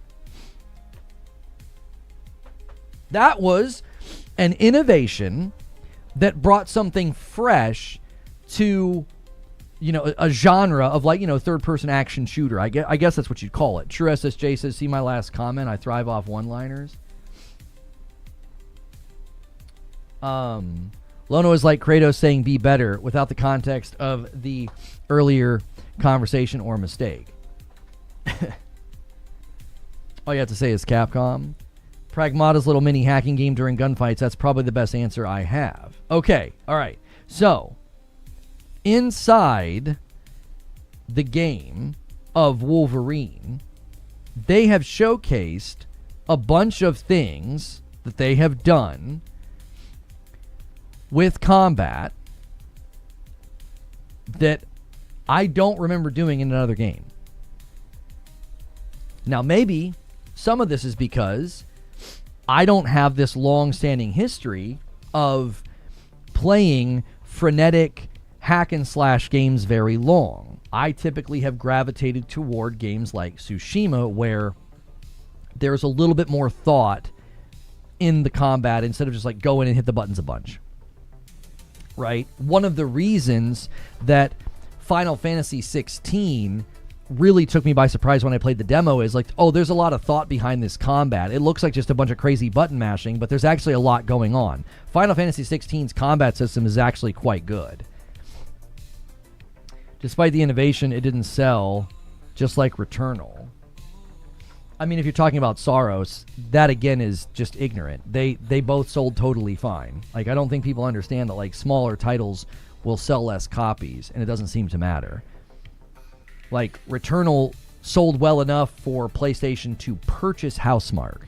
So, I just think people display a common sense of, like, business ignorance when it comes to, like, oh, that game didn't sell well. And it's like, not every game is going to sell like Spider-Man and 3 to 5 million in a week. Or are you saying that Pragmata didn't sell well? I thought Pragmata did sell well. Was he talking about Pragmata or Soros? Thank you for the $5 super chat, Jack Garland. How about motion controls where you have to physically swing your arms for each attack to activate Berserker mode, and on your mic you have to yell above 80 decibels? You're talking about Pragmata? Pragmata sold well, did it not? I thought they celebrated that. 809 Line, what's good, brother? This is all manufactured hate because of renewed faith of the console wars and that Sony getting rid of disc situation. All those people will be playing the game. I thought they celebrated Pragmata sales. Pragmata sold 3 million across all. I don't understand how that's bad. 2.5 million for Pragmata? How is that bad? I don't understand. Benevolent Icon with 46 months. This crap cycles every time Sony releases. The weak criticisms only highlight their bias and force negativity. Otherwise, it would be more substantive. Here's the other thing they do, Benevolent Icon, in the conversation. I've experienced this for the last 4 years, so it's super easy to see the playbook. And this is why you guys should get off the merry-go-round. You should stop interacting with people that do this, because it's a playbook. Presumed negative. You just presume it. Sucks. It stinks. No innovation. Same old, same old. Another movie game. Whatever off-the-shelf, empty platitude they want to say. They always say the same things. They pick between like 5 things that they always say. They take them off the shelf. You interact with it. You say you think the game looks good. I had some people run to my Wolverine video and do this over the weekend, and they called me a shill because they're extremely thoughtful and well-educated. You can tell by the way they type shill. Here's the catch. They want you to respond so that then they'll execute the next part of the play, which is they will call you a name. They will call you a shill. They will call you a fanboy. They will say that you will just take anything these companies put out and you have no standards. Now, don't bother asking them what the last 5 really good games they played, because they don't play any games. They're LARPing. They're grifting. They're not real. They're not actual gamers. That's the trap. The minute you fall for it and you engage and you go on to Twitter and you reply to somebody like this, they won. They got you, because now they're just going to call you a name. That's why I'm engaging S3 Plan in chat. S3 Plan doesn't do that. He does not stoop to the, oh, you're being a shill and you're being a this or a that. He's respectful, and that's why I interact with him, because I'm like, well, if you're going to voice that opinion, I'm happy to bat the ball around with you. I'm happy to try to show you that I don't feel like you're saying anything substantive enough. You're just stating something that we can't really do anything with. Correct, it's a playbook. They think that we don't understand at this point. Once you see it, it's obvious. It's super obvious. It's why, as soon as they do it in the comment section of my video, hide on channel. You're not worth a darn. No one wants to talk to you. You're boring. You're uninteresting. In an economy where attention is the most valuable thing that we can give to media or people, the last thing I'm going to do is give attention to somebody who's worthless in the conversation. They're worthless in the conversation. They're not saying anything. Don't give them your energy. Don't give them your attention. Your attention is quite literally your most valuable currency right now. Whether you consume a piece of media, a YouTube video, or you reply to a tweet, or you reply to a comment, you're giving them your valuable attention. Like it's quite literally, it's unworthy of attention because they're not saying anything of substance. That's why I said, if you want to elevate the conversation, then do the due diligence. Go grab a bunch of old action games and show me how Wolverine has done no innovation. Also, this idea that a studio with the level of pedigree that Insomniac has, and people are like, yeah, they haven't done anything new, there's no innovation. That's just laughable. That's laughable to think that they've not done anything new, they've not innovated. It's just a bunch of off-the-shelf stuff that any studio could have made. People complain about innovations in Final Fantasy. What exactly counts as innovation? Sometimes people complain about it, like Final Fantasy. We've seen how the gameplay changed from the original turn-based to active, to the changes from FF12 to 13 to eventually more hack and slash of FF15 to 16. That's exactly right. So innovation can actually then become a negative because you feel like you've lost the game. There's been a pretty heated debate about Gears of War. And one of the heated debates about Gears of War, and this was very funny, I put out a video defending the high skill ceiling, wall bouncing shotgun play. I'm like, I actually think that's a skill expression. So if somebody gets that good and they can navigate the map like that and I can't, they deserve to be able to turn me into meat packets.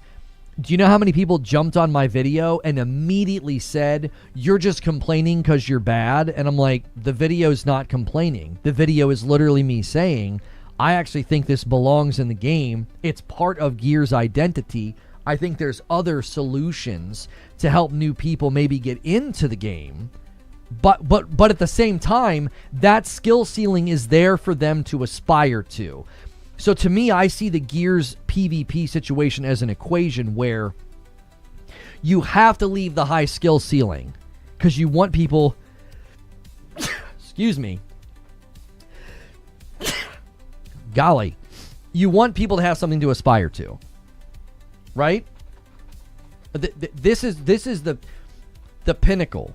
Now, there are people commenting and saying that, like, the wall bouncing and the Nasher's not even, like, the highest form of skill in the game. But let's just say that that's one of the high skill ceiling forms of skill expression in Gears of War. You got to leave that there so that new people have something to aspire to. But you have to give those new people the ability to improve and have a good time. Or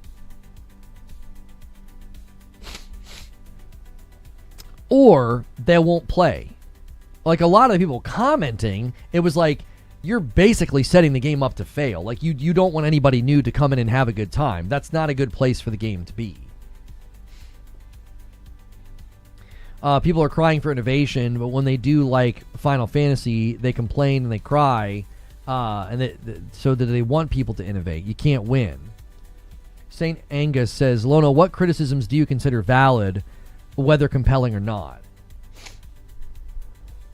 That's a really well-worded question. Okay, so whether or not they're compelling, I would say the most valid criticisms are when you actually are criticizing a flaw or something that is of low quality.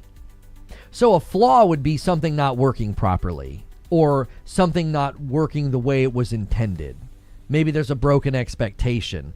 The game sold you on the idea of, like, high fluidity and movement in combat, and then you get in and it's stiff and it's rigid and unresponsive. Hoodrich with the $5 super chat. 2.5 mil as a multiplat is low. Returnal had those same numbers on one platform during a shortage. I'm just saying innovation doesn't equal sales.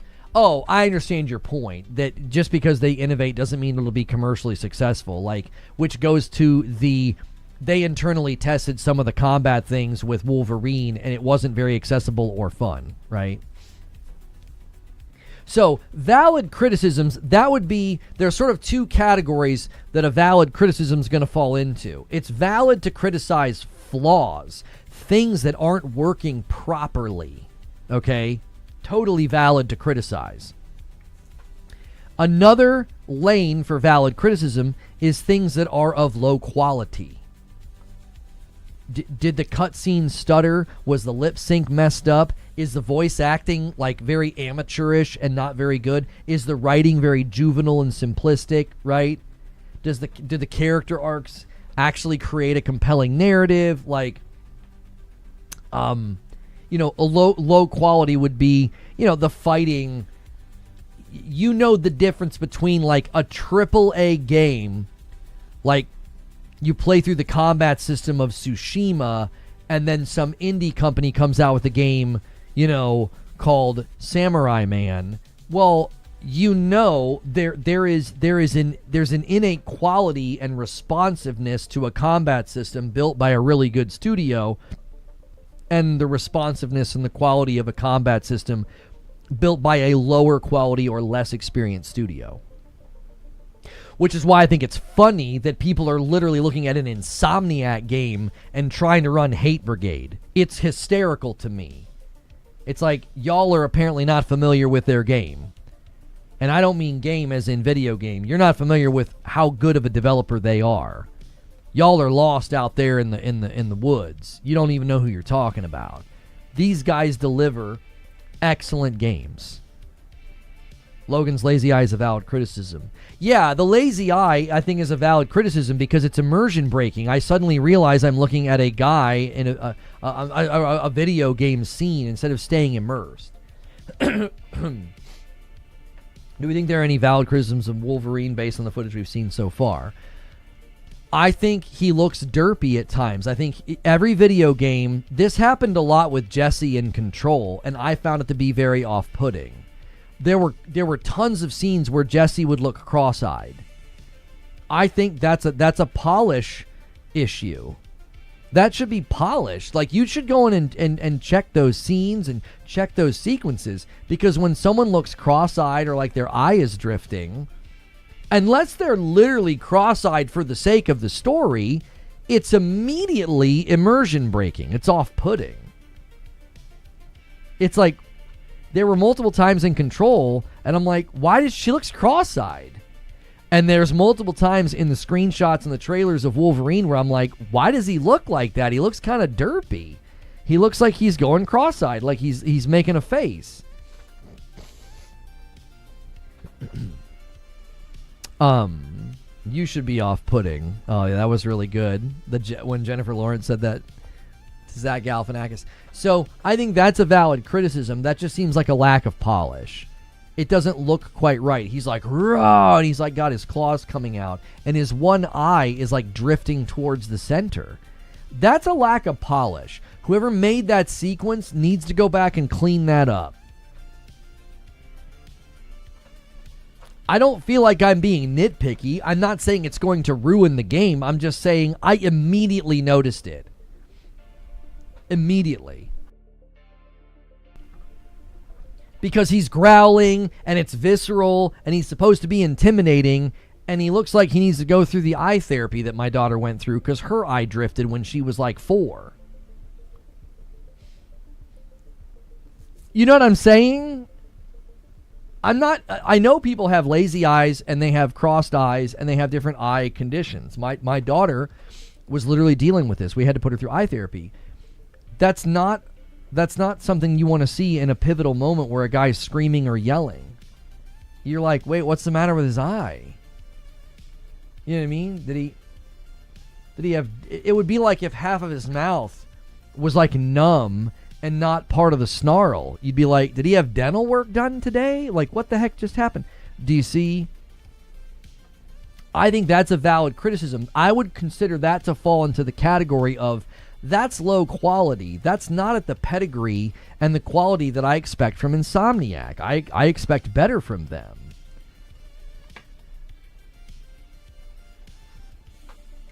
Now, it's very possible that the animation team overlooked some of this stuff because of something that Trill Troll just pointed out.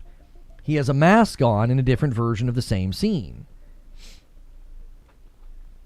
So, was that overlooked because when they were working on that stuff, his eyes were behind the cowl, that like white thing they put in front of his eyes? It's possible that it's just something they need to go back and revisit. I'm not trying to overbake the cake here and be like, oh yeah, they really need to work on this. But I'm saying, I've been watching trailers for a really, really long time. I didn't see anything stand out in these trailers that I see as like boring, lame, and lacking in innovation. Like, I went into the very first trailer, what was like a couple months ago. And what was the thing I kept telling you guys? I kept saying that I was worried that the combat in Wolverine would get very repetitive. It was my biggest concern. My biggest concern was it's just going to get really repetitive. We're going to be doing the same thing over and over and over again. I was like, I don't know if I want to do that for 20 to 30 hours. You know, Spidey, you could like fling him up in the air, go to the next guy, try to stay in the air, use an ability, use a gadget. You know, there's a wealth of things that Spidey and Miles can do. And I was always kind of concerned. I was like, I don't know how much Wolvie's going to be able to do. He can cut, leap, punch, and cut some more. Like, that's pretty much it. He's a walking, talking salad shooter. So it's like, okay, how can you make that interesting for 20 hours? They showed the first couple of fights, and I thought, yep, I'll love that. I will love that. Because when a combat system is responsive and it feels good and it feels tight and it feels satisfying, you'll play it for hours. You won't even realize. Like, I put 60-something hours into Yote. I got to like 35 hours in AC Shadows, and I had to rush to the end of the main story. I was like, I'm done with this game. I can't go any further.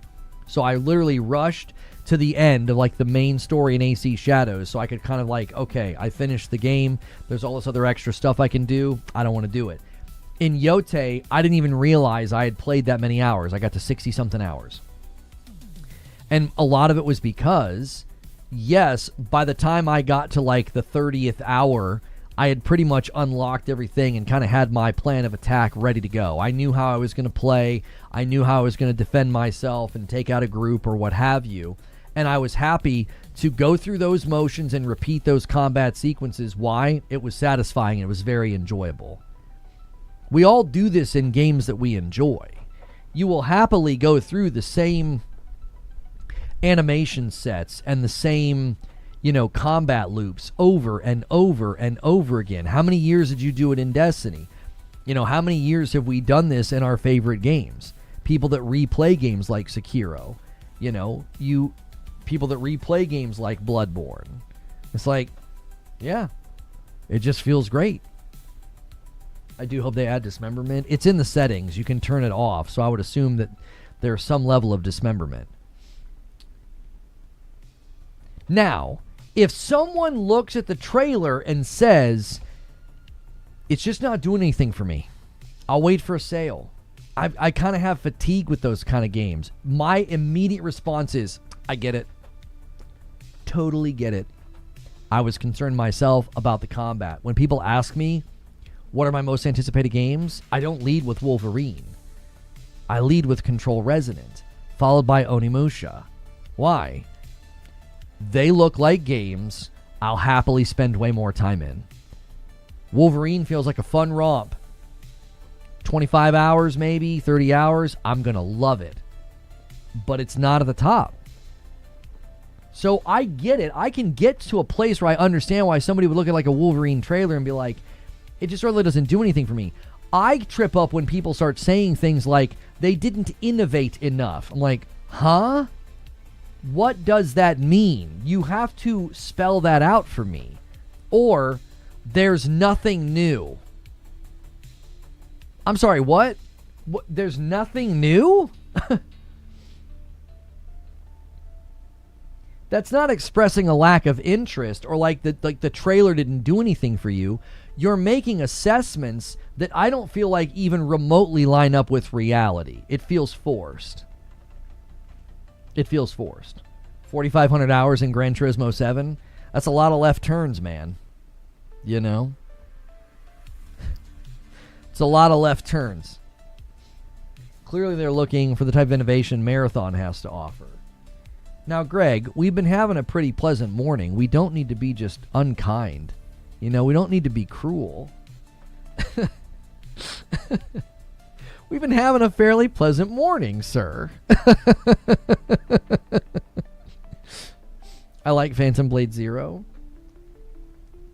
You could do the same thing with Phantom Blade Zero, could you not? You could say, yeah, this is just another game with frenetic samurai combat, with lots of parries and dodges and sword attacks. You'll love Kingdom Hearts 4. I would say, if you guys missed my Kingdom Hearts 4 discussion in that video, we're trying something new where we try to put gaming news on the channel like right away. So we tried that yesterday with a video about Kingdom Hearts, No Man's Sky, and the rest. And a lot of you guys were leaving comments about Kingdom Hearts 4 specifically. And it was like whether or not I would be able to jump in brand new. So like, if you guys want to leave comments on that video, go to the uploads tab and leave comments. I can like read through some of the comments. Victory here says, I think you'll like Kingdom Hearts 4 just fine without playing the previous games. I played every Kingdom Hearts game and the story isn't very strong in my opinion. The gameplay and going through the Disney worlds are the most appealing part for me. And then Choco Loco says, I tried Kingdom Hearts 3 and I had to stop. The writing just cracks me up. It's so bad. I'm looking for gameplay, not necessarily a riveting story. I don't expect the story, you know, to knock me out of my chair. These are all different. Okay, hang on. Let me look at these, Trill.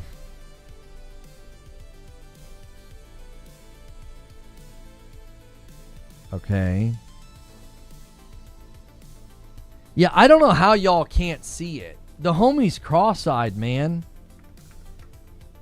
His eyes don't look right. It literally looks comical. There's so much white. There's so much white space. See how this eye's centered and menacing and dark? And then look at all this white space over here. This eye is drifting towards the center. It doesn't look right. He's like, hey. Similarly here. Again. This eye is in the center. It's balanced. There's equal parts white around the eye. Over here, there's this big, huge white section. It looks like his eye is drifting to the center. If it wasn't official, I would say it's AI. It literally feels like when AI makes a mistake and gives people extra fingers or their eyes look derpy. And then obviously this looks totally fine because the cowl's in the way. Again, I'm telling you, I don't know how people don't see it. It immediately stands out to me. The first thing I look at on a person is their eyes. And I look at his eyes and he's like, huh? It's like, what are you doing? Why are you crossing your eyes? No, I don't think Liam has a lazy eye. Did you see the new PlayStation commercial that dropped today? No. What's it a PlayStation commercial for? We didn't do a review roundup of Mortal Shell 2, but it's landing perfectly fine. It's not landing bad. It's not landing at like Game of the Year status, but it's landing perfectly fine. Like mid to low 80s.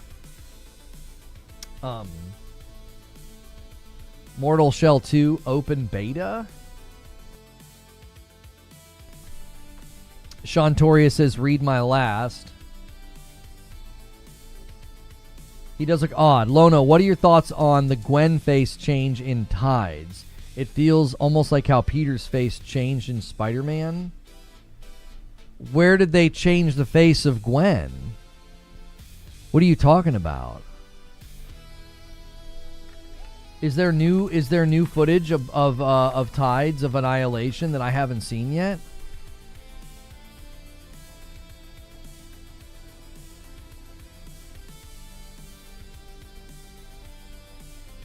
Tocone might be my Game of the Year.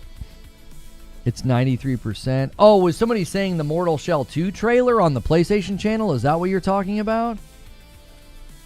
Or the it happens on PS5? Is it this must be what you're referring to. This new commercial?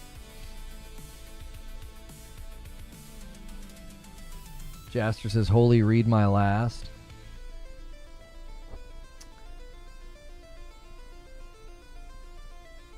About anti-cheat and PC Linux? What the heck?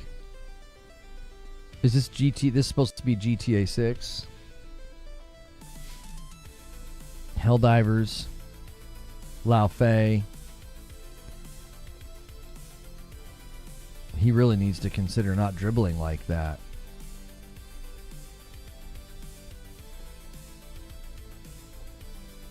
This one. Was there something in this that you wanted me to see? This is just one of those montage commercials. Like, I'm not... Do you feel like there was a surprise in here? I think it's just their new marketing push. It happens on PS5. You haven't played Dust Fade yet? No, I'm still working my way through Assassin's Creed Black Flag, and I'm also enjoying Splatoon Raiders with Madam. Oh.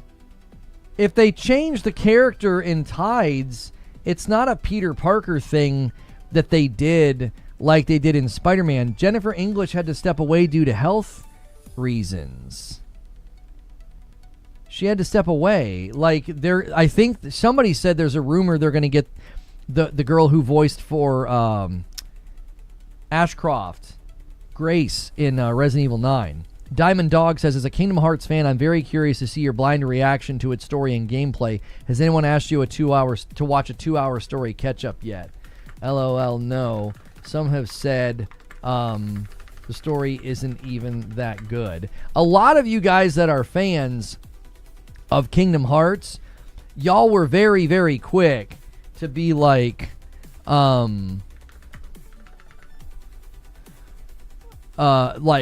it's not even that good of a story. A lot of you were very quick to be like, yeah, the story's not even that great, Lono. I don't think that's a rumor. I thought it was confirmed. I saw it as a rumor, so I was waiting to see if it was confirmed. Does Splatoon Raiders seem a little similar to Ratchet and Clank to you? Not even in the No. No, it's like baby's first Borderlands, kind of. Like, it's the only thing about it that's very, very surprising is it's a little grindy. It's a little grindy. It's like, yeah, Hattigan, I knew that Jennifer English had stepped away, so that's probably why they're changing what Gwendolyn looks like, because her voice is going to be completely different.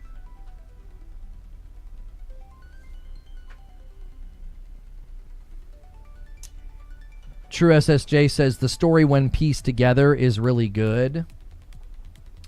Though I'll admit people get confused. I mean, one of the hallmarks of a good story is to not be convoluted and confusing. So, check Mortal Shell 2 on the PS5 Pro. Like what, the latest trailer or whatever? Is that what this is?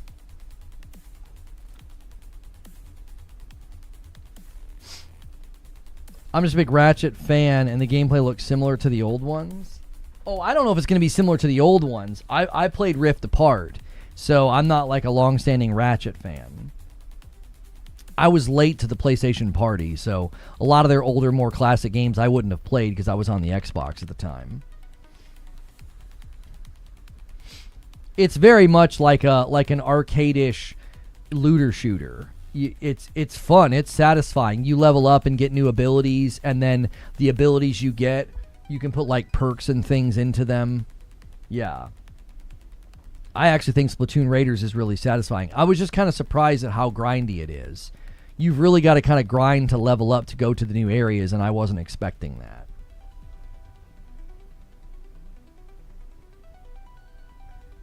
This game looks like they didn't innovate.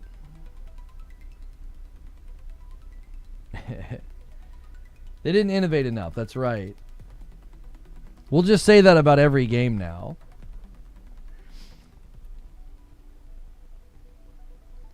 I actually think this game looks absolutely sick. Like, super passing the vibe check. Like, it's got its own feel and vibe for sure. Arise Harbinger. I wonder why that's a common theme in these games. General release is August 20th in 3 days. You know, Rise Tarnished, and then like Arise Harbinger. I feel like that's a common theme of those games, is that the world is dark, twisted, and terrible. And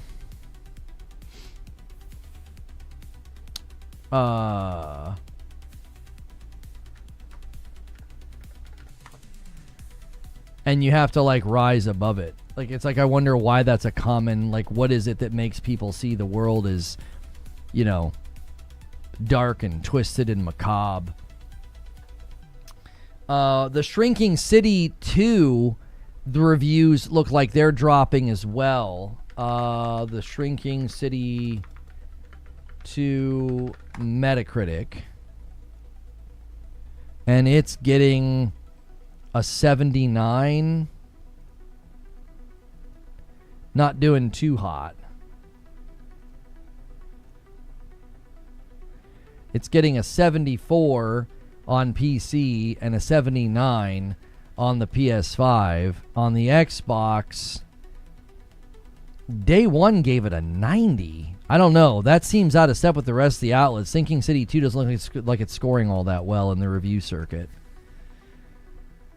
It's an admirable Resident Evil light experience, says Push Square. Sunken? Am I misreading it? Is the font tripping me up? I thought it was the Sinking City. No, the Sinking City 2. Not the Sunken City. No, the Sinking City. Or did I say sunken by mistake? Is Mortal Shell 2 a Souls-like? It's very Souls adjacent, yes. Open Critic for Mortal Shell has an 86. Good for them. How many total reviews, though, in that picture? 38. Yeah, there's 38 on Metacritic. Yeah, Mortal Shell's landing pretty strong. 86. That's not a bad score at all. When you're in mid 80s, you're probably gonna slip out of contention for Game of the Year. Once you touch 85 or 84, it's probably not gonna happen. But Mortal Shell could certainly get some attention this year. Maybe like art direction, action game. You know, it could certainly stand up in those categories, even if it doesn't get Game of the Year. Mid 80s is a very, very good place to be. I hope it's not as difficult as the Souls games. I think Mortal Shell 2 is going to be pretty difficult, dude.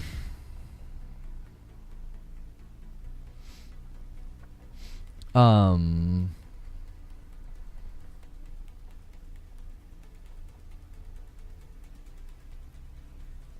is this guy doing? These HDMI sockets in PS5 consoles, PS5 Pro 30th. Most expensive Pro in 2026. Unfortunately, the sockets in the PS5 are much weaker than in the 7th generation. Here's a small test of the socket to withstand. You judge yourself. I don't understand. He's intentionally breaking the socket. I move my Pros all of the time, and I've never had an issue. He's literally putting the HDMI cable in and then pushing it one direction and pulling it back the other direction. How is that even a test of anything? You're just breaking it. You're just breaking it. Mortal Shell 2 is a great intro into the Souls-like games. I expect 2 to be a little of the same.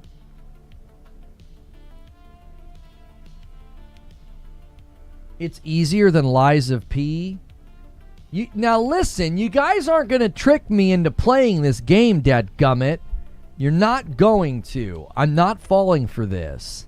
I'm not. I really want to try it. I really, really do. I have a haircut this week? When? Oh, Wednesday. Okay.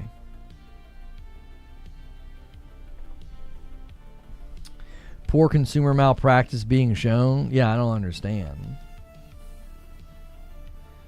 Liza P is really tough. It plays a little different. There's no stamina bar that you have to constantly worry about. Oh no, trust me, just try the demo. The Swamp Monster 2-hit kill was impossible.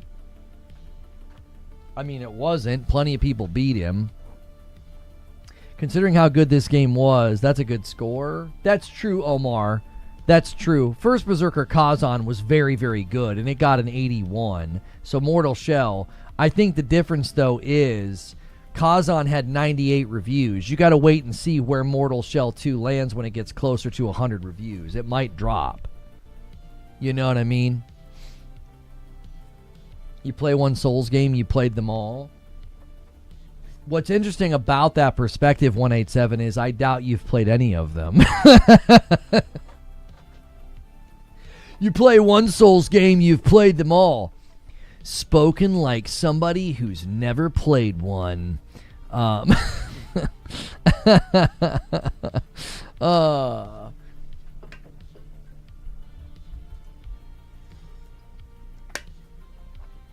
Spoken like a filthy casual. I beat Liza P in the Overture DLC. Great game. I love Liza P from a distance. Its art style's fantastic. I love the perfect blocks. It's very satisfying combat system. I just don't like...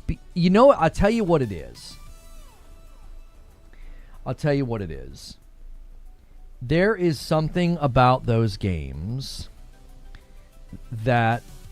This is very much why... There was a time where I was traveling a lot, and I had to stop watching shows like Ozark and Mad Men because they were dark and dreary and depressing, and it made me feel melancholy, okay?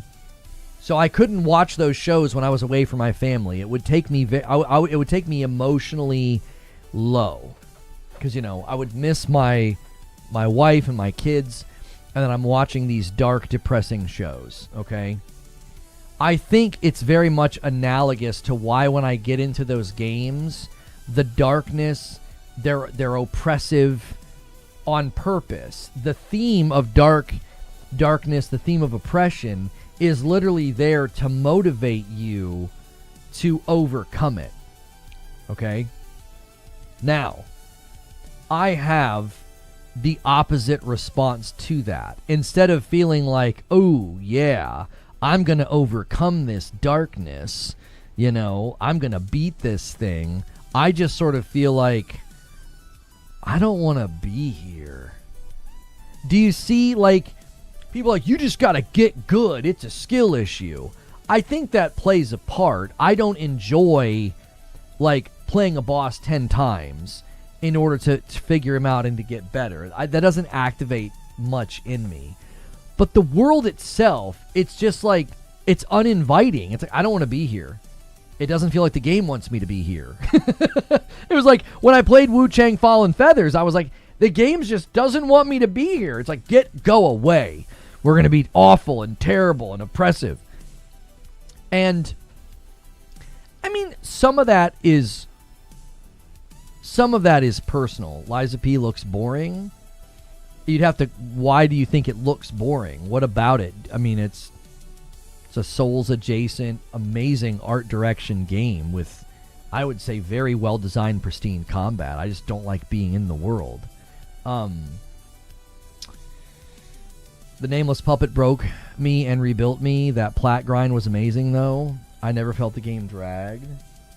No, I didn't feel like the game dragged. I feel like it was dragging me along unwillingly. And I feel a sense of... I feel a sense of jealousy for the people that can play that game all the way to credits and get the platinum, or the people that can play Neo 3 all the way to credits and they enjoy every minute of it. I'm jealous of those people.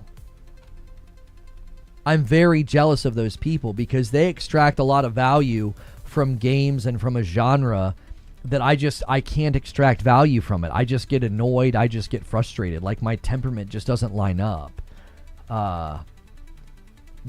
You know what I'm saying? I am. I'm a little jealous because it's like there's so many of those games to play. Neo 3 is a perfect example of one that came out this year that has great reviews. It seems like a very, very high caliber game, very well built game, and I know I don't have it in me to beat it. I know I would get 10 hours in and I wouldn't ever feel like opening the game. And I'm jealous of the people that can do that. Like, yeah, First Berserker Kazan, I loved that game. Every chance I had, I wanted to be in there. I wanted to be clearing the maps. I wanted to be getting the skills and the points. I loved it. I absolutely loved it. I don't know if Mortal Shell 2 is going to be in that lane, though. Like, I just don't know. Souls games are comfort food for me. Yeah, for me, comfort would be like a really, really good action game with really good parry response, or like a Metroidvania. Those are comfortable for me. I love them. You know, or a good rogue. You know, I'll play Returnal for fun. I'll beat Returnal just for the fun of it. I was running biomes 4, 5, and 6 like it was nothing, because it was just like that's just my jam. Like, and same with Tower of Sisyphus. I didn't realize how hard Saros was until they thought I was flexing, and I wasn't. I was like, I felt like the game, I couldn't make it challenging enough. I tried to make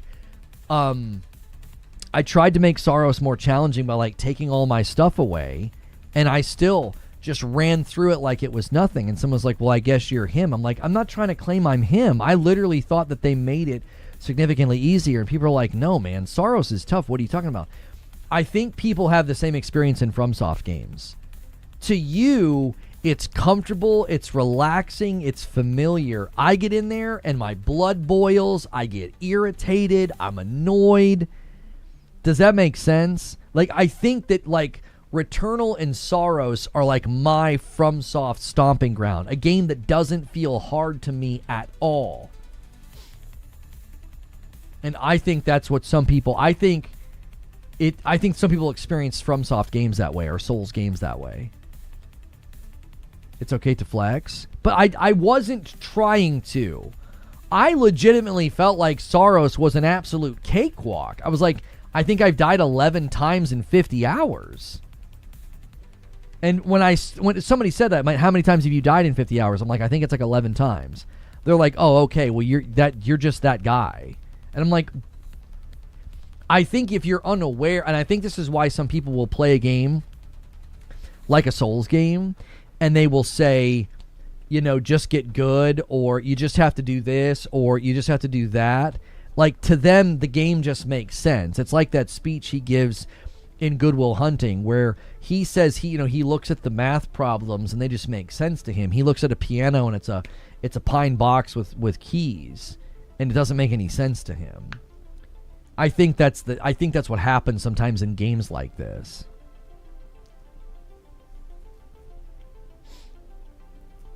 Rebs Gaming leaked that Xbox is handing Halo to Activision and Sledgehammer.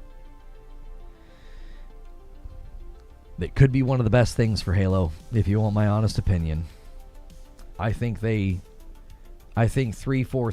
equal parts. 343 has no idea what they're doing, and they've never been set up to flourish, grow, or improve as a studio. I am that guy, in Returnal, in Saros.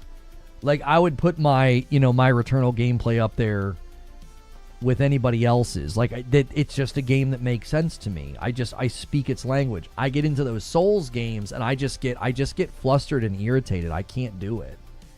I don't know.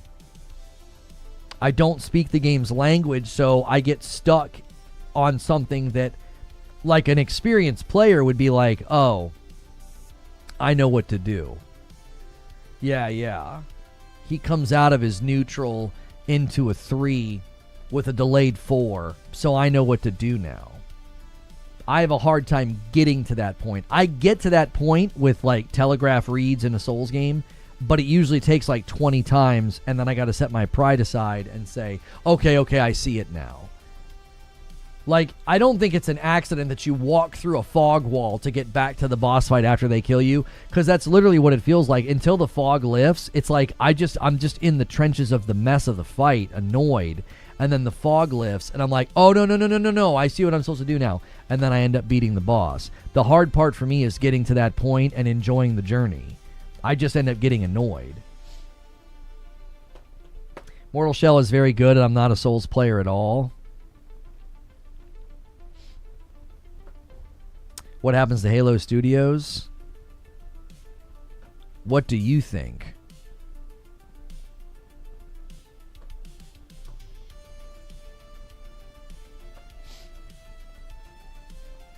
I envy you. I couldn't deal with Sorrows. I have that same feeling, Smiling Tiger. Like, I see somebody enjoy Neo 3 and they get like 60 hours out of the game, and I do. I have a healthy amount of envy. I'm like, oh man, I wish I could have done that, because that game looked awesome. Which is better, Returnal or Sorrows? I think Returnal is better with respect to the cryptic and haunting story. It's more cerebral, and I think far more haunting.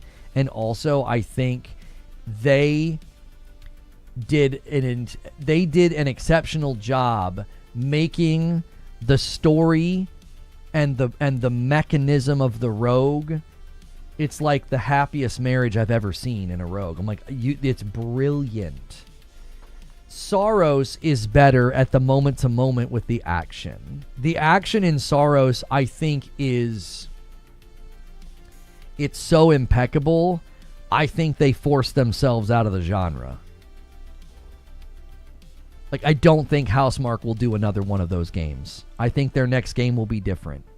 I think they quite literally are like, that's the magnum opus of a third-person shooter bullet hell. That's it. We did it. Like, I mean it. I think they painted themselves into the corner of the exit. Like, they painted themselves into a corner, and they turn around, and there's the exit. Walk away. Don't do another one of these. I don't know how you guys could outdo yourselves. Like, Returnal had enough room. There was enough headroom for improvement within the combat, because there were always things I thought they could have done a little bit better. You know, there was always things like with the movement and like the alt fire and stuff. I was like, yeah, there's room here where they could improve. And Sorrows, they were like, yeah, that dial's going all the way up to 11. And they just freaking nailed it. And I'm like, I don't know how you outdo this, boys. I would just do something different next time. I tell you what they need to do, though. I think they need to make a third-person shooter action game, because they are so good. I think it would be developmental and institutionally, it would be a form of malpractice for them to not do a third-person shooter for their next game. It doesn't need to be cover-based, but I don't think we want another bullet hell rogue. But I'm telling you, I believe there is an imperative on them to continue to make third-person shooters, because their work in that space, like the movement, the dashing, the way that it feels to move and to shoot in Returnal and Sorrows, it would be like, I'm trying to think of an example. It would be like Santa Monica not doing a third-person game. It would be like Naughty Dog not doing a third-person game. It would be like if those guys came out and made a first-person shooter, you'd be like, what the frick are you guys doing? You know what I mean? It's like, this is the thing that you guys do really well. But Lono, easy looter shooter. Housemarque understands a loot table, and they understand complementary skills and builds and abilities and things like that. The danger of a looter shooter is that the quantity can be overwhelming. Oh, but dadgummit. What they could do with like a somewhat Borderlands inspired game or Destiny inspired game with like classes with class abilities. Oh my gosh. Oh my gosh. Yeah, they could do good things. They're a good team. I would worry about scope. You know, they're not a huge team. Scope of a loot table, scope of a looter shooter can be very tough. How much 2 improved over 1? I'm not sure what you're asking about. Oh, Hades 2? You'd have to ask somebody who played a lot of Hades 1. That's what I was thinking. Like an ultra-fast Borderlands. They're so good at boss design, Zoob. Think about that. Like world bosses, dungeon bosses, raid bosses, just bosses for missions, and the loot. Oh my. Oh my. That would be excellent. I think they're so good at third-person shooters, you wouldn't want them to do anything else. Why doesn't Phantom Blade Zero say PS5 Pro Enhanced when I pre-ordered? It's not listed as PS5 Pro Enhanced. I don't know if they opted to not do it. It could be a later update. It could be something we hear about tonight at the State of Play. You have to remember, it is a Chinese studio whose primary development platform will be PC, so Pro enhancements could be a bit of an afterthought. They'll make most of their money and most of their sales on PC, so they're probably focused more on that platform and making sure that the game runs immaculately well on PC. They're opting to make a pretty fast, pretty responsive, pretty frenetic game, and if it has any optimization issues on PC, it could really hurt them. So I would say PS5 Pro enhancements are likely a bit of an afterthought for the developer. That doesn't mean they're not coming, but I don't know if they're considering the PS5 their primary target. I think one of the reasons they were willing to delay their game to late October is they're not concerned about GTA 6 because their primary target is the PC audience in China. Which means, given what that game looks like and given how fast it is, they've really got to make sure they nail that.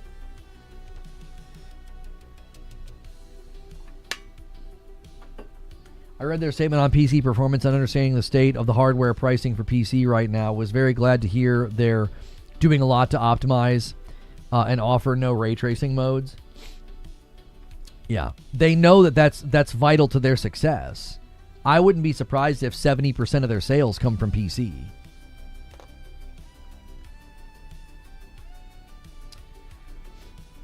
The best PS3 third-person shooter is The Last of Us Part 3 by far. What are you talking about? Message retracted. You either had a stroke or just hit the wrong numbers. Did you mean that the best third-person shooter for the PS4 was Last of Us Part 2? Will you stream? I will be streaming the State of Play today. I don't know if we should do a waiting room or not. I like to do waiting rooms because it's an opportunity to meet a bunch of people, and then it's also an opportunity to separate the real broadcast from like the preamble.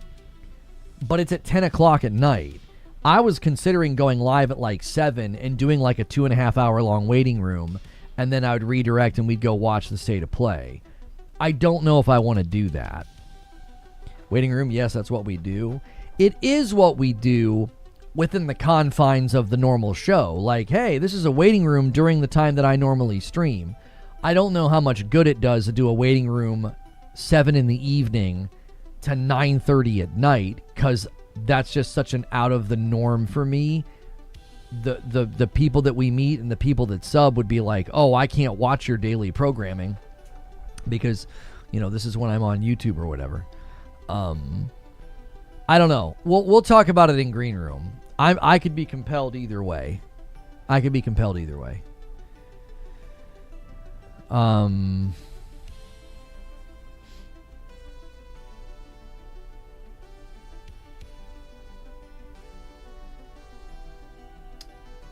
Some guy's comment on the Gears of War video got flagged. He was talking about wall bouncing, and he said, quote, "I like bouncing on kids." FBI. He's right here. Right here. Gonna have to snitch on you. I don't like roguelites, Lono, but Star Wars Galactic aspect may get me into roguelites. That's gonna be 4 a.m. for you. Whew. Those new people can watch your uploads. Fair.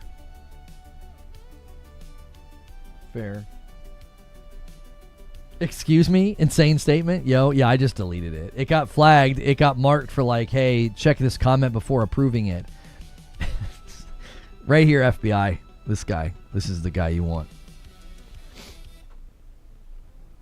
My daughter goes to sleep at 7. I'd show up for the waiting room. All right, listen. Y'all got to bring the heat. You want a waiting room, bring the heat. I need people to be there. We need to be going crazy. Let's get 300 likes right now. You know, let's get this stream continuing to do well. We've been streaming for about 2 hours. Let's get our 300 likes. Check your renewals. This entire group of 36 over here, I think it's almost all renewals. So make sure and check your renewals, boys. They add up. We're trying to get another 750 week where we will play more of that big walk game that we played with you guys.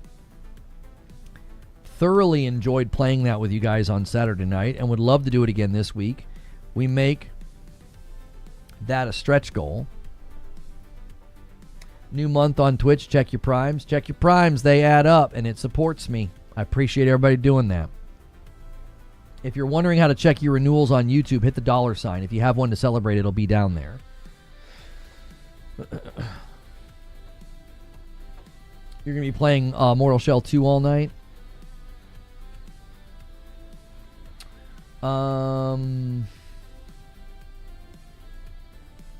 What's with this waiting room idea? I had to step away. Well, there's a state of play for Phantom Blade Zero tonight at 10 p.m. Eastern. And I was going to maybe do a waiting room and start at 7. Go live at 7, hang out with people for a couple of hours. And then we would watch the state of play together. That's typically what we've been doing.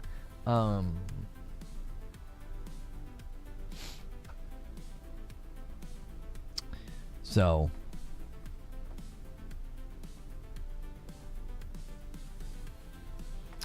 Ecstasis says the future of the PlayStation 6 is up in the air. Hiroki Totoki just confirmed to the Wall Street Journal that the release date for the PS6 has not been decided internally. The main reason, global shortage of components, continues to hit hard and create serious logistical problems for the company. Yeah, anybody trying to do anything in hardware, there's no way they can have solid timelines right now. There's no way.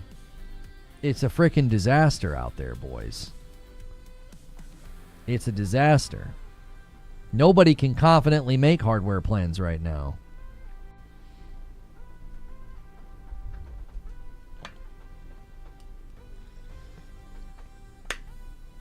All right, we're almost at 250 on the likes. Double check it, saving your likes, y'all. I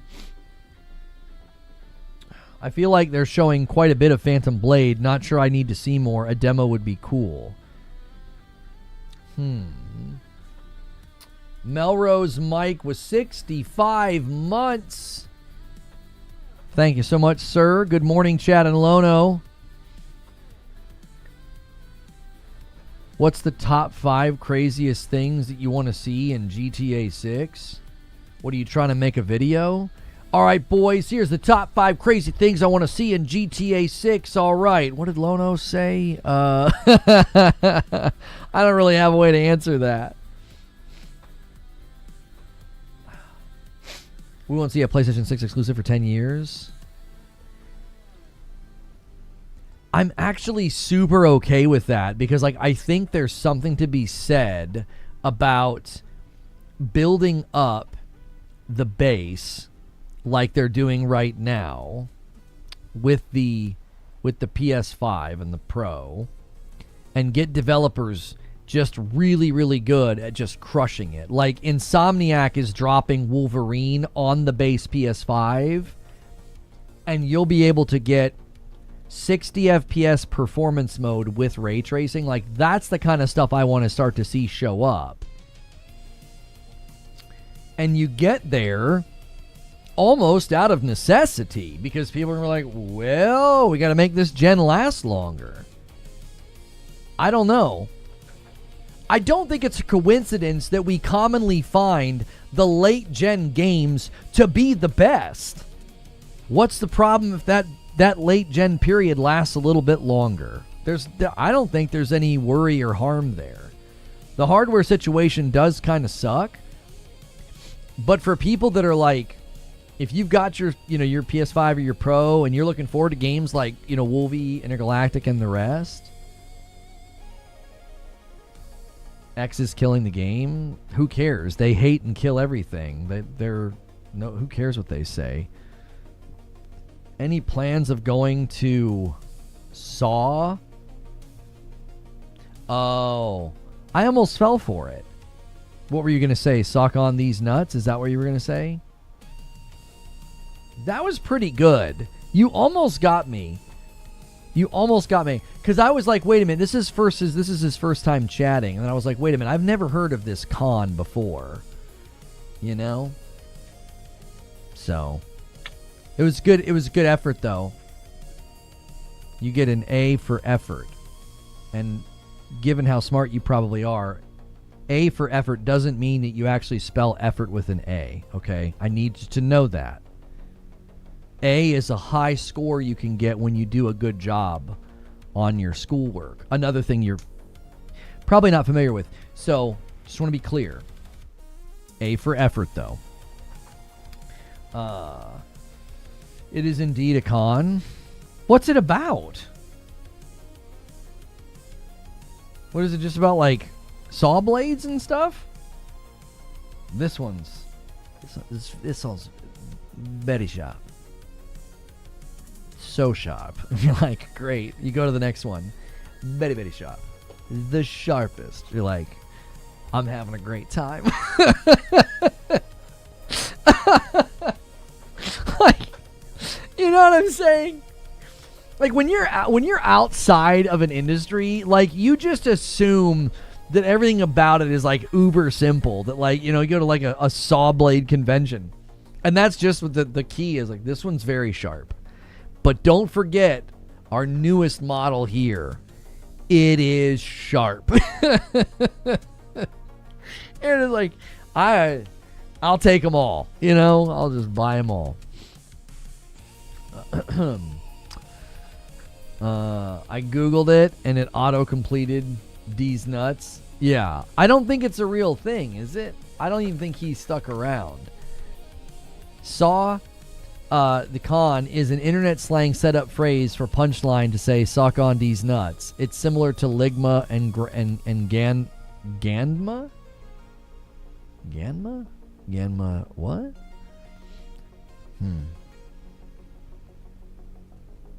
He probably left as soon as I didn't say it. He was like, whatever, man. He's already in another stream trying it. So come out of here.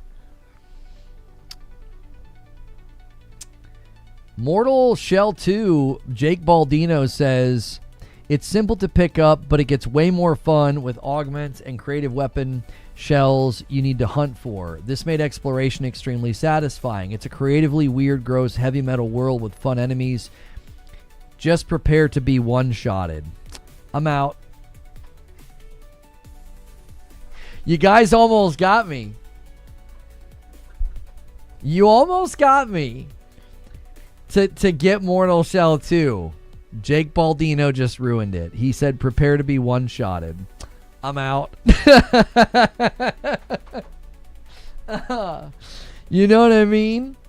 I sent you something on Instagram that represents gaming today. How did you send me something on Instagram? What are you talking about? What is this? This is from you? No. Nope. I don't have anything from you. I don't even have any requests. Where did you send this, sir? 47 months from Deadly Dad Gaming. Thank you so much. If you guys want to be on pace for the week, you want to end the day at 100. Thanks, Jake. Yep. Jake Baldino ruined it. I have him on the show, and I'm like, all right, let me ask you something, Jake. When did you start becoming a jerk?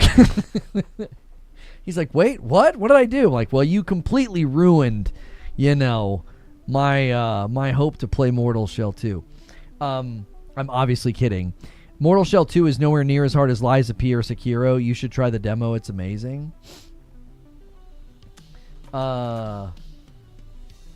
It's run by the Sugandese government. There it is. Sugandese. Stupid. So dumb.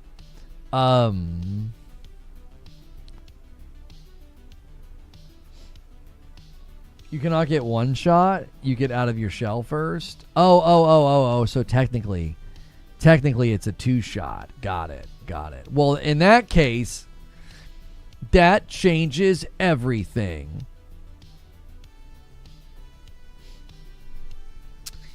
This guy says he's right. Criticism is fine, but people are rewarded for hypercriticism. Well, I also think people try to they try to dress up their forced negativity as criticism. Right? I think that's what it comes down to. Is it's like, well, you're just sort of forcing negativity. Hang on.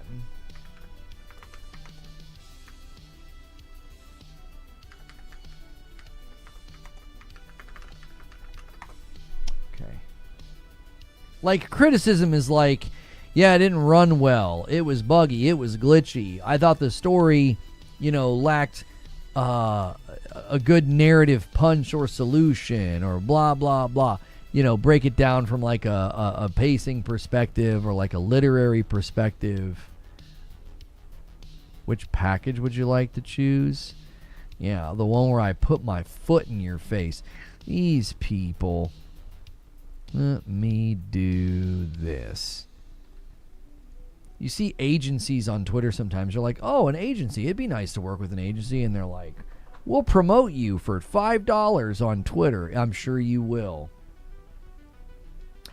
I tried the demo, disagreed with the first boss's hitboxes, and I noped out of there. I don't have tolerance for frustration anymore. That's a good boundary to have. Yeah. Yep. I am 100% there with you. Like, if a game... Here's the thing. There is an appropriate level of frustration for every game. And appropriate's a weird word to use, but the appropriate level of frustration is the level that doesn't surpass your desire to keep playing. So it's sort of like a continuum, like a tug of war almost. As long as your desire to keep playing and how much you're enjoying it, right? As long as that's greater than the frustration, then you will continue to play. Now, sometimes that line gets really thin because, like, your desire to play is like a 51% and your frustration level is at like a 49. And that controller is close to snapping, right? But as long as your desire to continue to play is greater than the frustration, then it's the appropriate level of frustration. So for me, certain games, they exceed my desire to continue to play, so I'm out. And for you, you might be like, oh no, that one was great. I loved that one. Thank you for the raid, Chrono. Guys, be sure to check out Chrono.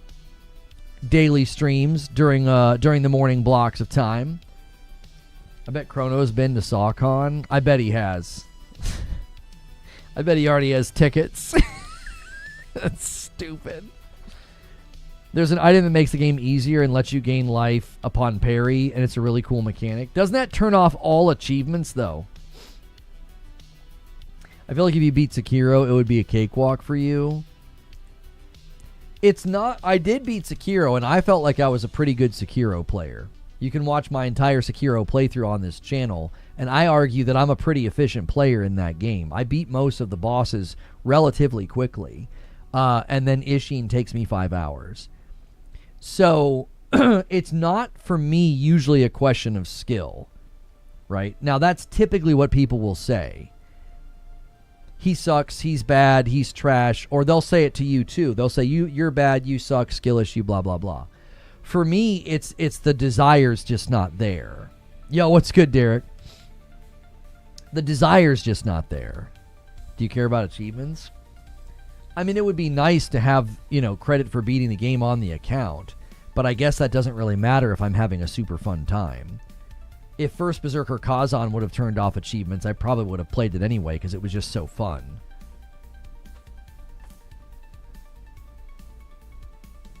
I swear you'll stomp Mortal Shell 2. What day does it release? We could set like a mini goal on the channel, like a mini goal, not like the Saturday goal for Madam or something. This will just be separate. Let's just say if we're on pace, I'll play it. What day does it come out? The 20th? This says the 20th. Are they doing any early access? I still love your rage quit of Ninja Gaiden 4, the perfect example of manufactured outrage. Yeah, I rage quit. I calmly say that I'm too old and not good enough. Rage quit.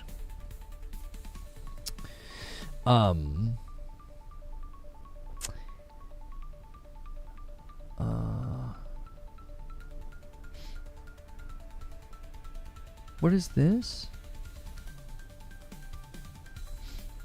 Anyway, sorry.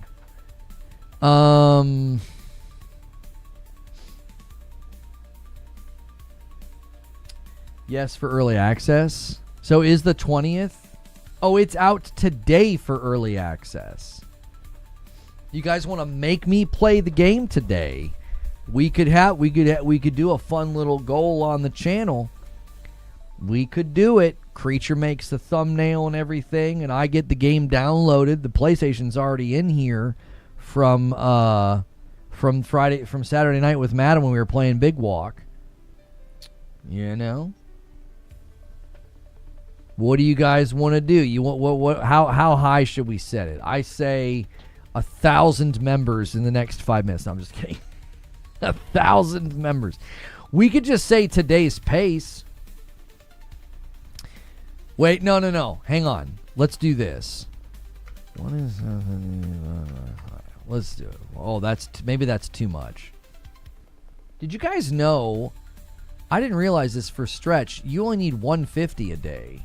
It's 100 a day to get to the 500. It's actually only 150 a day to get us on pace for the stretch goal for Madam and I to play the community game night this week again. That's what we're trying to do. We're trying to do 2 weeks in a row. Jack Garland says, "Go boys, go!"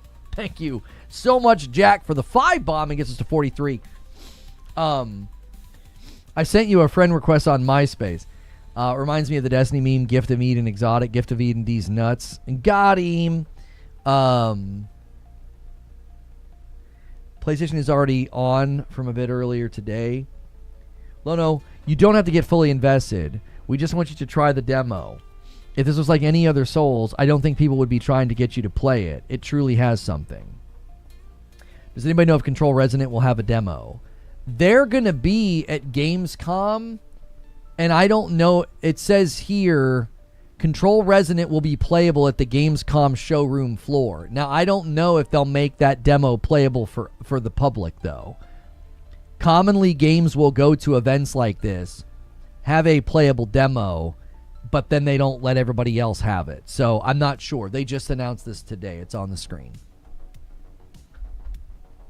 So Jack Garland believes if you guys want to rally, we can completely pivot the show to playing the Mortal Shell 2 demo and seeing what we want to do. Prepare to face the wrath of Doctor Doom in an all-new DLC featuring a brand new game mode and 2 additional playable characters.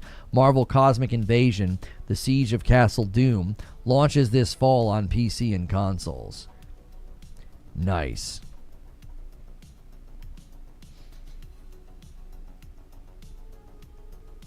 I'm glad they delayed it. This looks much more playable. All right, let's take a look.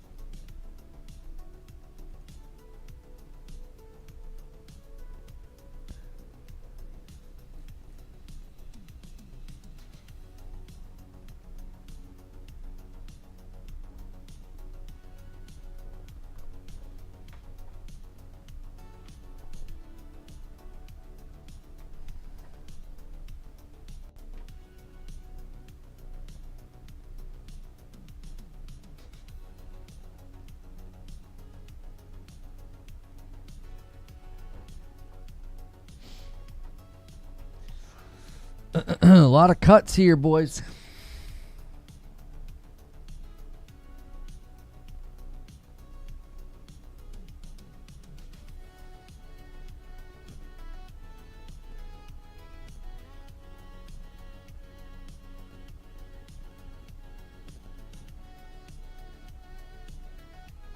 I'd rather see Lono watch a Kingdom Hearts story recap and see if he understands it.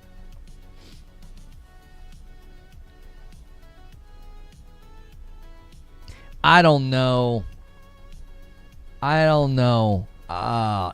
will say, it looks better. Sorry for just going totally dead quiet. I was watching that gameplay footage of Elden Ring on the thing. Let's go, boys. For Mortal Shell 2, Ravenous Gojira renews for 46 months. What do you guys think is fair? Just on pace for the day? Just get it to 100? And then I'll play. We'll just pivot the show. How do I delete the message? That's annoying to even have it in there.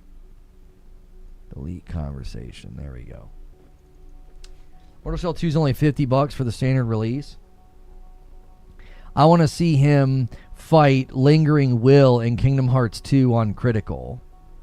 Chrono, you have always really come across as a nice guy. I don't know why you've just had a heel turn today. Like, you're being real. That's mean. Like, I know that's mean. I've never even played the game, and I know you're being mean. He's like, the nice guy thing is a facade, bro.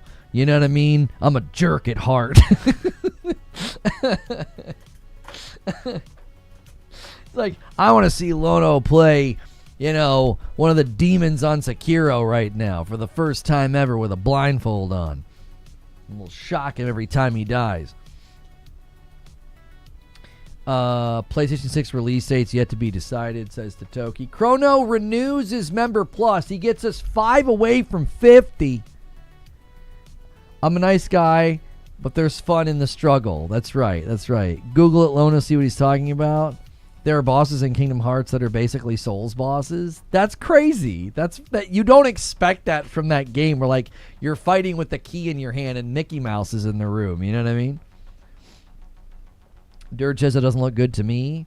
I think it's about as playable as you're going to get on the Switch 2, Dirge, which is, that's saying something, obviously. It looks better than the first time we saw it. It looks better. I still worry that anything of that size and scope and needed smooth performance is going to struggle bus. Souls bosses would weep at the data fights. Wait, where are we on the like count? Did we hit 300? Guys, quickly try to get us to 300 likes.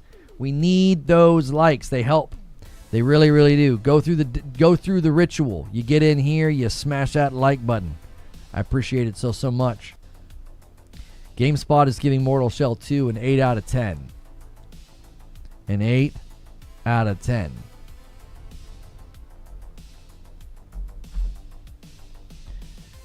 I guess I could install it on my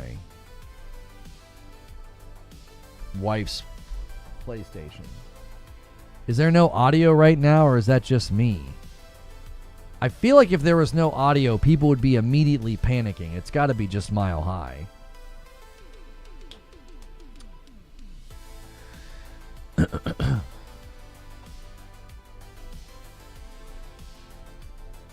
I'll install the demo on my wife's PlayStation because it's the one plugged into the monitor, just in case you guys decide to do it. The news is a little dry, and Mortal Shell is obviously one of the centerpieces today. I wasn't going to mess with it because it's just not my vibe right now, but you guys want me to. You think I'll like it. So if you guys can get us to be on pace for the day, we'll check out the demo. I refresh so good. Okay, hang on here. Mortal Shell 2. They're calling it an open beta? It's weird. I thought this was cool that they did this. When you are in the demo and then you back out, the face disappears. I thought that was cool. The first time I looked at the demo, that happened. I was like, oh, that was cool. Whoever said peer pressure doesn't work, haven't met this chat. The demo absolutely hooked me, and I pre-ordered the deluxe, which I never do. Oh, because it doesn't carry to final retail. Ah. I guess that's a way to communicate that.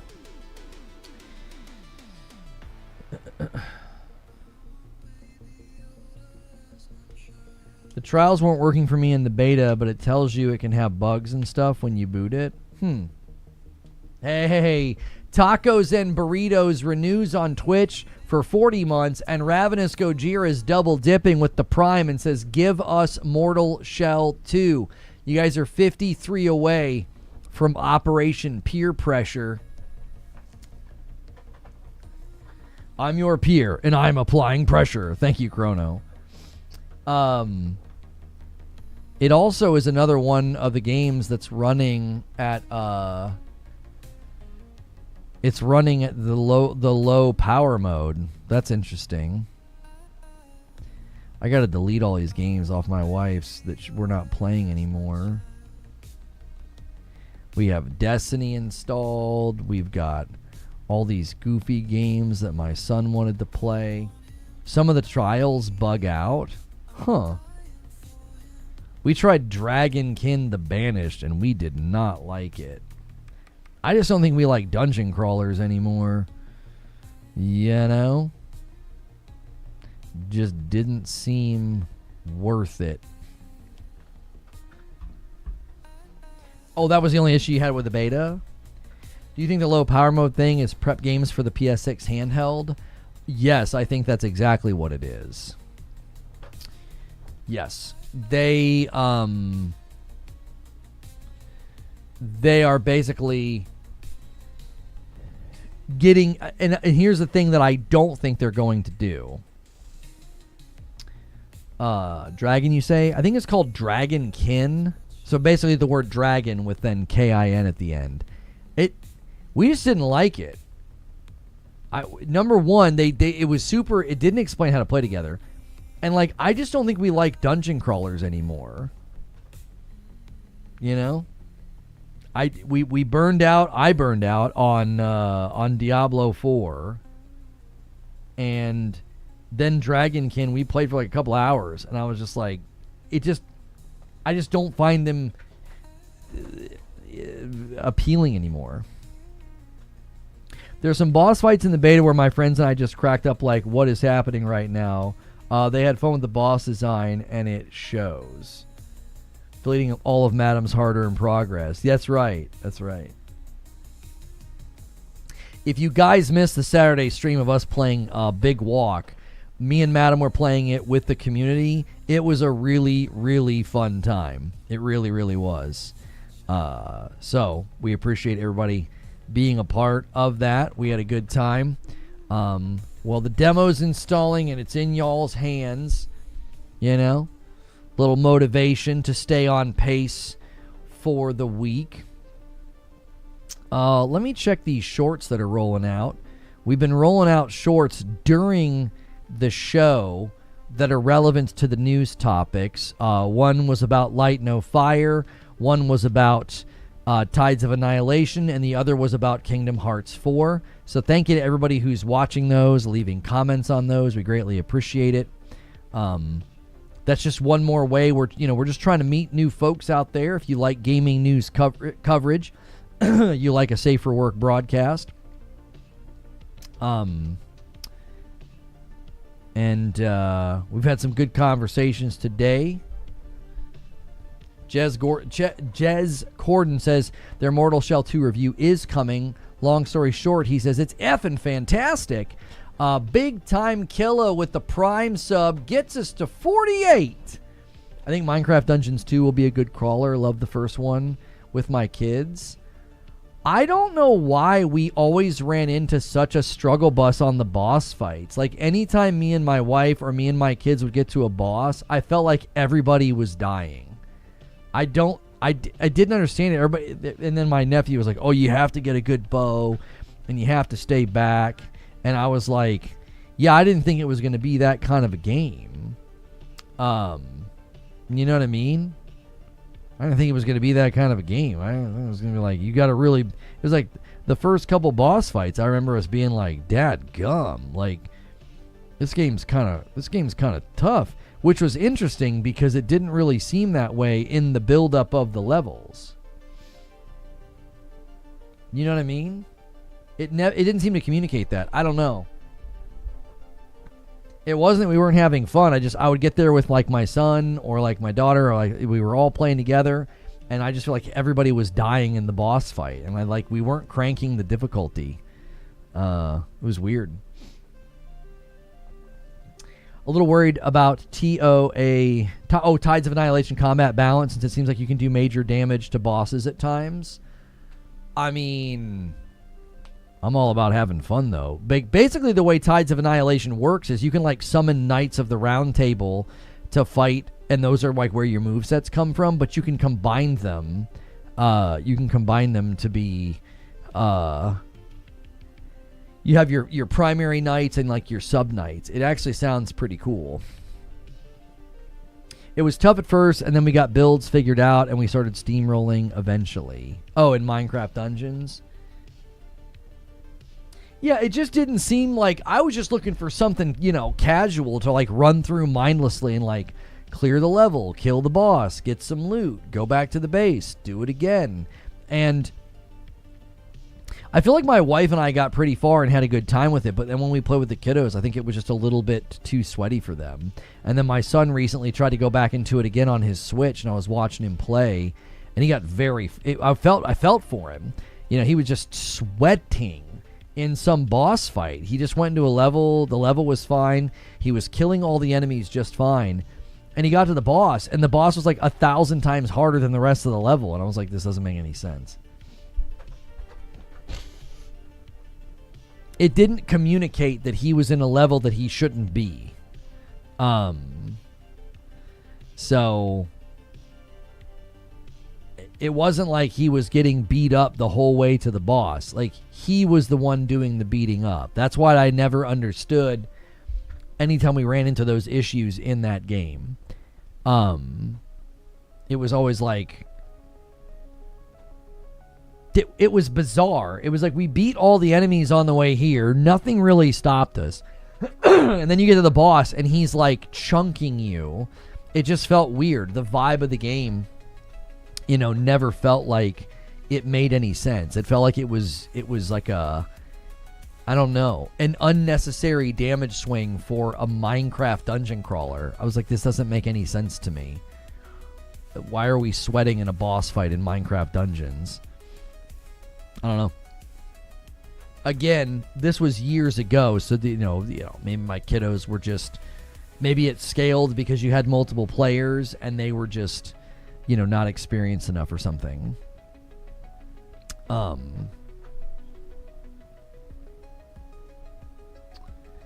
YouTube just announced, starting on August the 24th, Views will count the moment a video begins to play with no minimum watch time across all formats, VOD, Shorts, Live. We're standardizing views to reflect creators' true exposure across YouTube, making it easier to show their value to brand partners. This update won't impact your earnings or eligibility. Okay. Yeah, because they track watch hours. Did you ever pick up Mouse PI for hire earlier this year?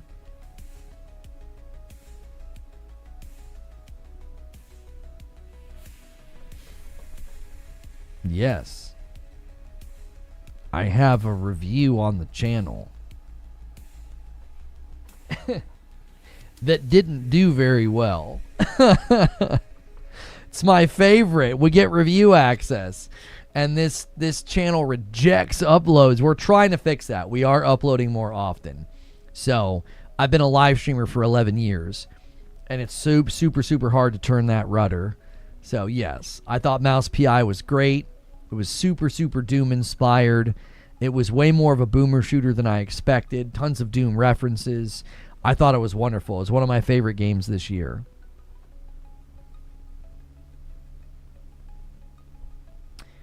There was a cauldron boss that was stupid hard early in the game. Oh, in Minecraft Dungeons? It was tough at first. Oh, yeah. You're still talking about Minecraft Dungeons. Yeah. We are anti-reviews. Yep. Anytime I've ever gotten review access to a game and poured hours and effort into the review, the results we always get, I'm always like, all right, we're better off to do a live stream of the gameplay and first impressions. That's what we get the best response from. So that typically is what is, if I've got a limited amount of like hours and time, that yields better results. I also think it's just better for you guys. You guys can kind of watch, ask some questions, get a vibe for the game, and then there are, Metacritic and OpenCritic outlets that give you a snapshot of the game relatively quickly. Like we do a review roundup. So my review roundups, gameplay and first impressions always do really well. We'll spend weeks on a review and it'll do terribly. And I'm always like, let's just do review roundup, gameplay, first impressions. You know what I mean? That's seemingly what people enjoy more anyway. I'll go watch it. Thank you. Such a great game. 2026 game releases are absolutely insane. Yeah, so many games. Pragmata was so good. Saros was good. 007 First Light was good. Mouse PI was good. Lego Batman was good. I'm trying to think of all the games that I've rolled credits on that I've thoroughly enjoyed.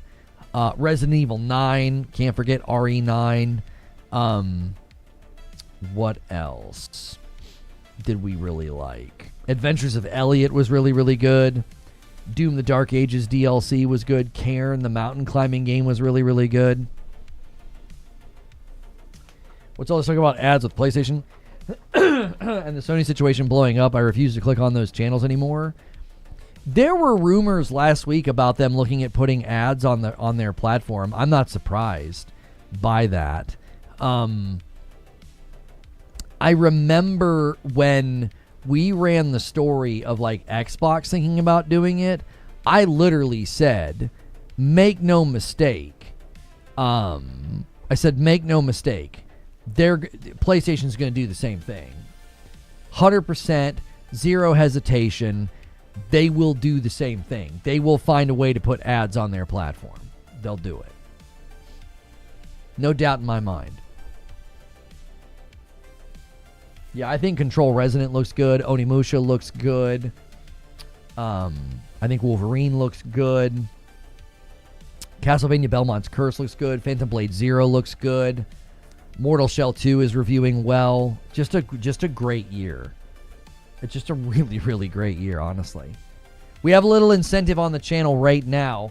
If you guys get us to 100 members on the day, I'll go into the Mortal Shell demo. I wasn't planning on doing that. We were just going to end up in Green Room and chill. And then tonight we will be covering the Phantom Blade Zero State of Play.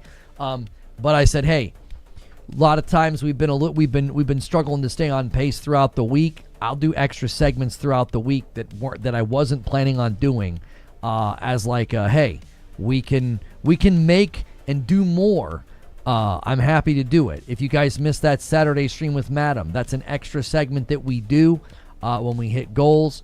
Last week, you guys went big. You didn't just hit the goal, you hit stretch. So we didn't just stream. We played Big Walk with you guys, and it was hilarious. If you guys missed that, that was a really, really good time. And it ended up being a longer stream as well. It's typically only about a 2-hour stream. We usually just kind of go through the news, then we move on. It ended up being a 3.5-hour long stream. So it would have been closer to 4 hours, but we had to start a little bit late. My daughter had like a kickoff year swim party, so we were a little late on the start. Phantom Blade 0, Wolverine, Mortal Shell 2 is my must-play list right now. Yeah, people really like Super Meat Boy. I didn't get into that one because that seemed like one of those like rage games, like designed to frustrate you. Control looks fun. People have asked me, like, are you glad they didn't do a parry in Control? And I'm actually, yes. I'm actually glad. I'm very, very glad that they opted to not do a parry, because I think you don't want to parry in every single game. They also said that they felt it was motivating people to not engage. It was motivating people to not engage. They would kind of like sit back and wait for the attack. And I know exactly what that's like. I'm doing that in AC Shadows, which I think is fine. Assassin's Creed Assassin's Creed Black Flag Resynced, I'm very much waiting for the parries because they're like so effective. But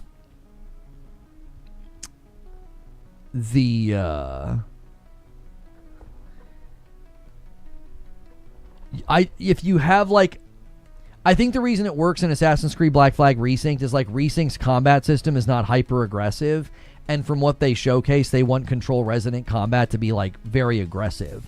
Like the best defense is a good offense or whatever. And so I think that's what they're going for, and it wouldn't make sense to constantly be like stopping and like waiting to do the parry. So I'm hoping there'll be guns in the new Control. I didn't see any. I don't think there are guns. It's melee-based combat. The first game was gun-based. This game is melee-based. They've switched the style. Now, I don't know. I believe he should still have telekinetic powers to, like, throw stuff so that you have some range abilities. But I think they really, really focused on building a good melee-based system. So I don't think you're going to be getting a shotgun or like a rifle or something. I don't think that's the goal. Which I think again is a good choice. I think it'll make it a distinct game. It'll stand out against, the first game.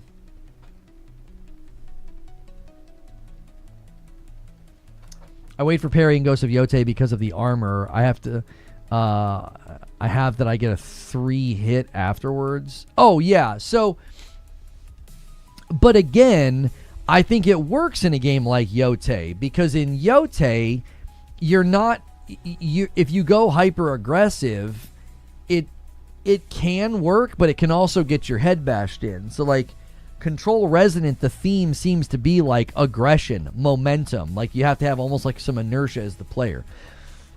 I don't think that happens in a game with like the more grounded style combat.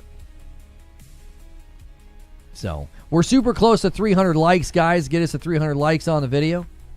And we are, what time? How long have we been going?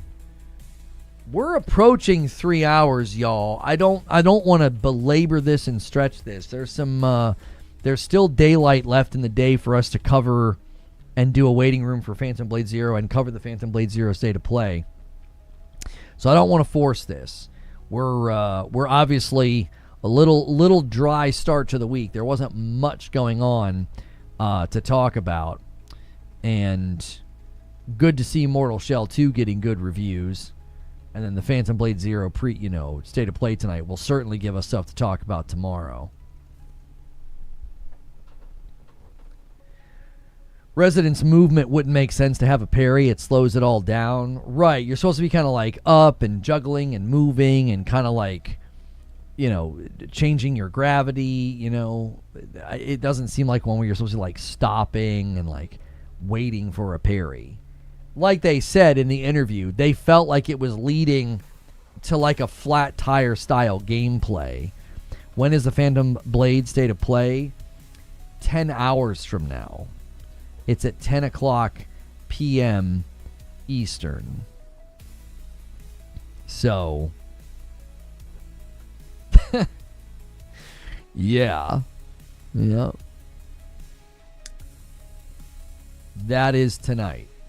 Which is why I'm not going to belabor the point. We threw out a fun incentive with the Mortal Shell thing. I'm not going to belabor that because we've got other things we're going to be able to do today. So I'm not going to like force that. We're at that 3 hour mark where we're kind of running out of steam, and I don't like forcing the talk show when we're kind of running out of things to talk about, right? Like we tend to just go to kind of green room and we can kind of deliberate and plan. I'm sitting here actively watching the news feed looking for things to talk about. Will you try Crimson Moon? I mean, maybe. I don't know about a co-op Souls game. Like I know Madam wouldn't enjoy it, I know she wouldn't enjoy it, and I just don't have the palate for those style games right now. I mean, it looks cool. It's got a vibe. If they can pull it off, I think it could potentially be successful. But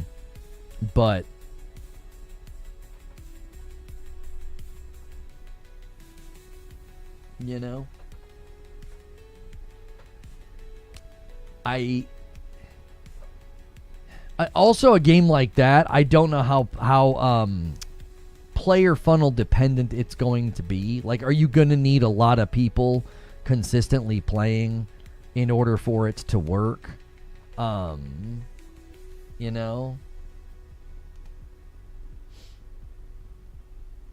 just don't know.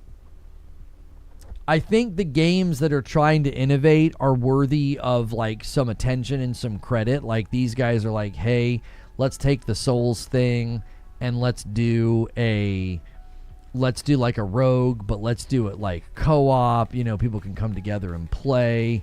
I think that's cool they're doing it, but I just don't know about. I don't know about myself because again, I just don't have the palate for those games. It's one of the reasons why I've been quick to just, these are the games I'm looking forward to, these are the games I gravitate toward, and then I play those, and then I have a really good time. Like I loved Pragmata and 007 First Light and all the games I listed earlier. Really, really liked those games, and I didn't waste time on games that I felt like weren't a fit for me. Keeley picked a good game to be excited for, Control Resident. Remedy never disappoints. I didn't see him say anything about it. Is he tweeting about it? Lono, if a company came to you and said, we'd love to have you do a live talk show in our game for people to watch and listen to while gaming, i.e. like the GTA radio type show, would you do it? I mean, if I felt like it was conducive to what I'm doing now, yes. If it was a complete shift in, like, I could no longer do this with you guys, the compensation would have to be ridiculous because it would be like I'd be walking away from one business and going into another one. I would need huge assurances and like a contract and everything else. If I could continue to do this and you also wanted me to do that in your game and there was time to do it or whatever, yeah, that'd be fun. But if they were like, no, you need to do this full time, you don't have time for your YouTube channel anymore, it's like, well, you better be compensating me fairly heavily because I would basically be walking away from a business. It'd be like, that'd be a whole new business structure. So,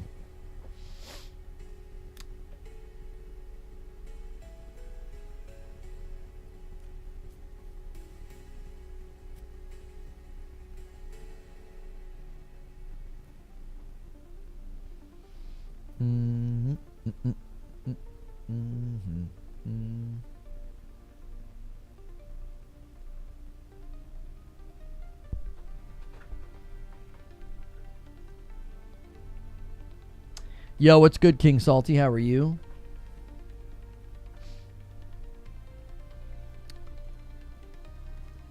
Yeah, I mean, the feeds are just dead right now. We pretty much covered everything that happened. We covered Kingdom Hearts. We covered Light No Fire. We covered Tides of Annihilation. We looked at the Mortal Shell 2 reviews, and my feed is at a total standstill. We're in that time right before Gamescom. People are going to kind of start buttoning up. Doing great. Awesome day. Good to hear it.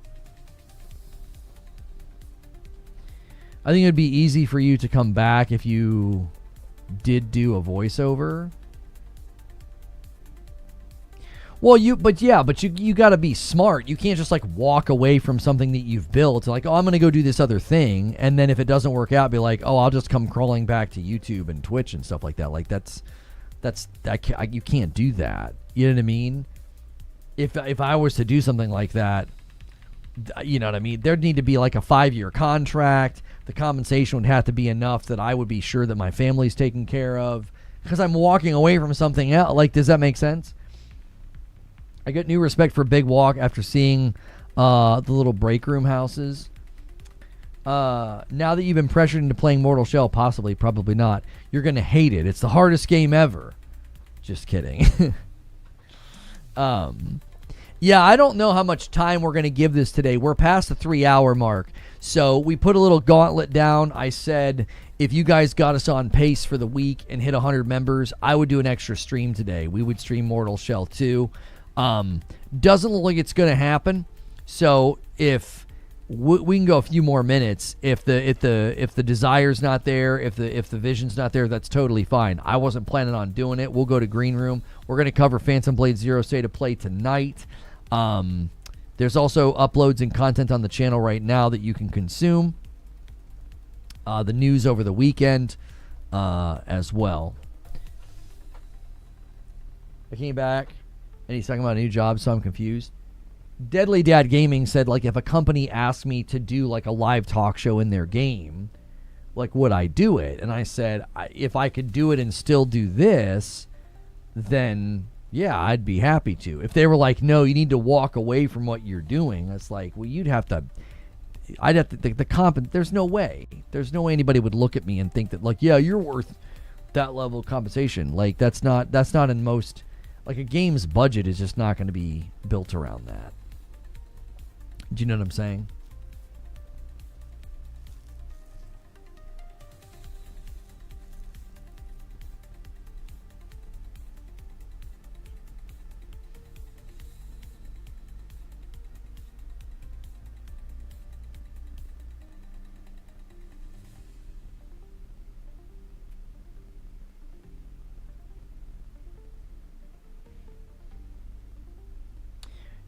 Dirge is playing it. Mortal Shell 2 says, gotta say, they've made the game vastly better than 1. Feels good to play, like, really good. Parry timing is very fair. Han shot first, and so did you. Where'd you get that from? It's just a thing. It's Han shot first is like a thing that people say, because they went back and edited the one Star Wars movie to make it look like he shot in response to being shot at. Like, he moved his head and everything. It was terrible.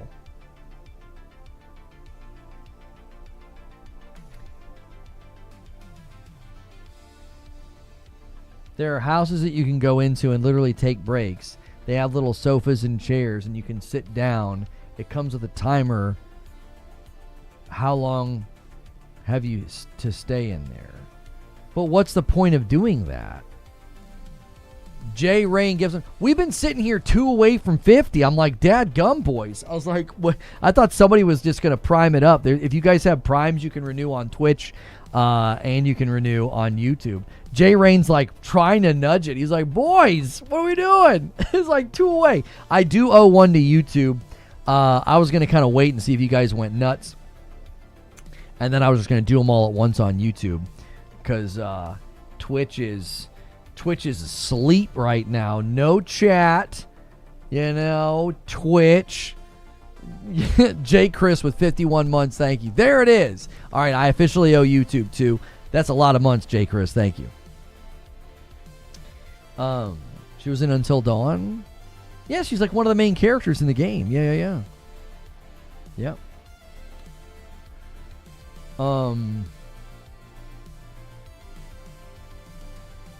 Yeah. That was kind of a big deal, right? They got like they got recognizable people to be in the game. It was like, who else is in it? Is that the one with Rami Malek, or was he in the other one? I think he's in the Until Dawn one, isn't it? Gray Speedy with 54 months. Thank you. Checking in. Thanks, gangs.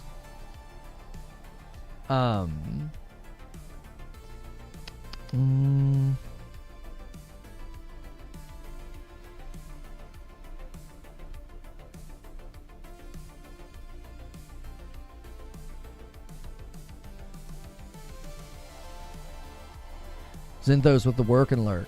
Yeah, we hit these lulls in the afternoon, boys, and I don't force it. I don't. I'm not.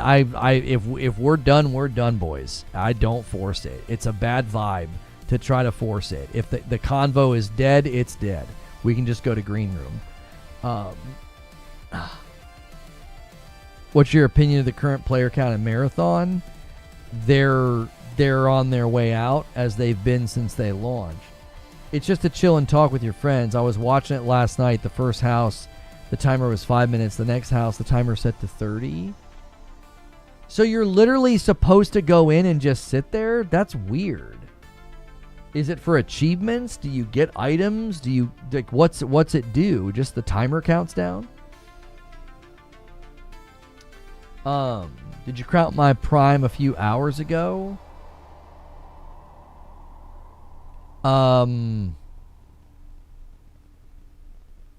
When did you do it? I don't think you did your Prime celebration. You have to celebrate it or it doesn't hit the chat. Because I don't have one from you over there.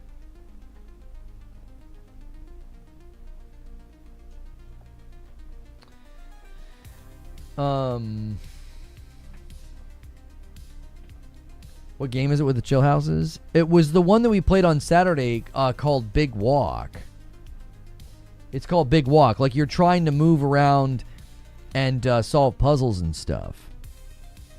I'm a little confused how you're supposed to solve some of the puzzles if you don't have enough people. Like if you don't have enough people, how do you like stack up high enough to get up to push buttons and stuff? I keep seeing that the PS6 might be delayed. Any validity to this rumor? You can't really delay something that hasn't been announced. They're just saying they don't know the release timing because of the hardware problems, which that's basically every single hardware endeavor right now. That's the reality that they're facing. Is we have no idea how this is going to work because they have no idea what anything is going to cost.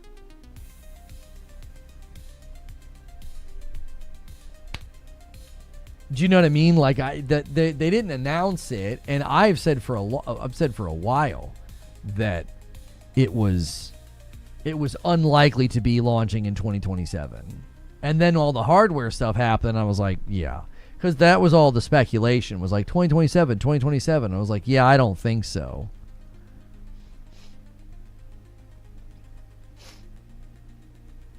Big Walk scales to the amount of people. Oh, I didn't know that. There it is. Second Love using his Prime. All right, I'm going to pay up on YouTube. And unless you guys go bonkers in the next few minutes, I think we are going to I think we're going to call it. But I do owe on YouTube. Let me do that first.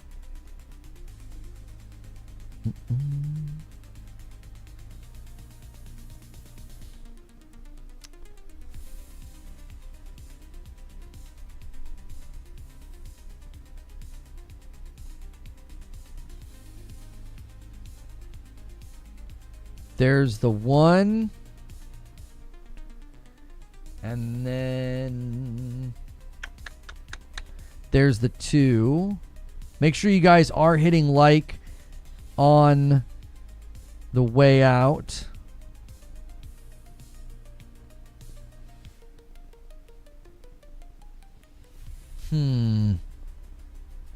Something's definitely weird on the platform today. I don't think I've ever seen this before, ever. Huh. Something very, very strange is going on.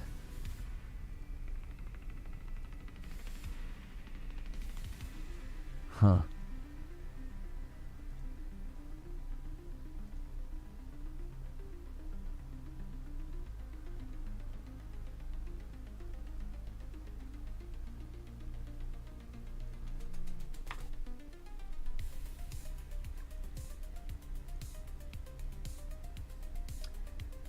Make sure you guys are in the Discord. Can we get a couple more likes? I think we're going to head to the Discord. We're going to do Green Room in the Discord, and then keep an eye out for streams later today. Whether we do a waiting room or not, we are going to be covering the Phantom Blade Zero State of Play. So make sure you got notifications set to all. Make sure you are subscribed to the channel. And if you do have a membership on YouTube or a sub on Purple, use the Discord link. Members, we've been doing more and more stuff in the Discord, and that's an opportunity for you to get the full benefits of your membership. All right? So I will see you guys in the Discord. If I don't see you in the Discord, I'll see you later today for the Phantom Blade Zero stuff. All right?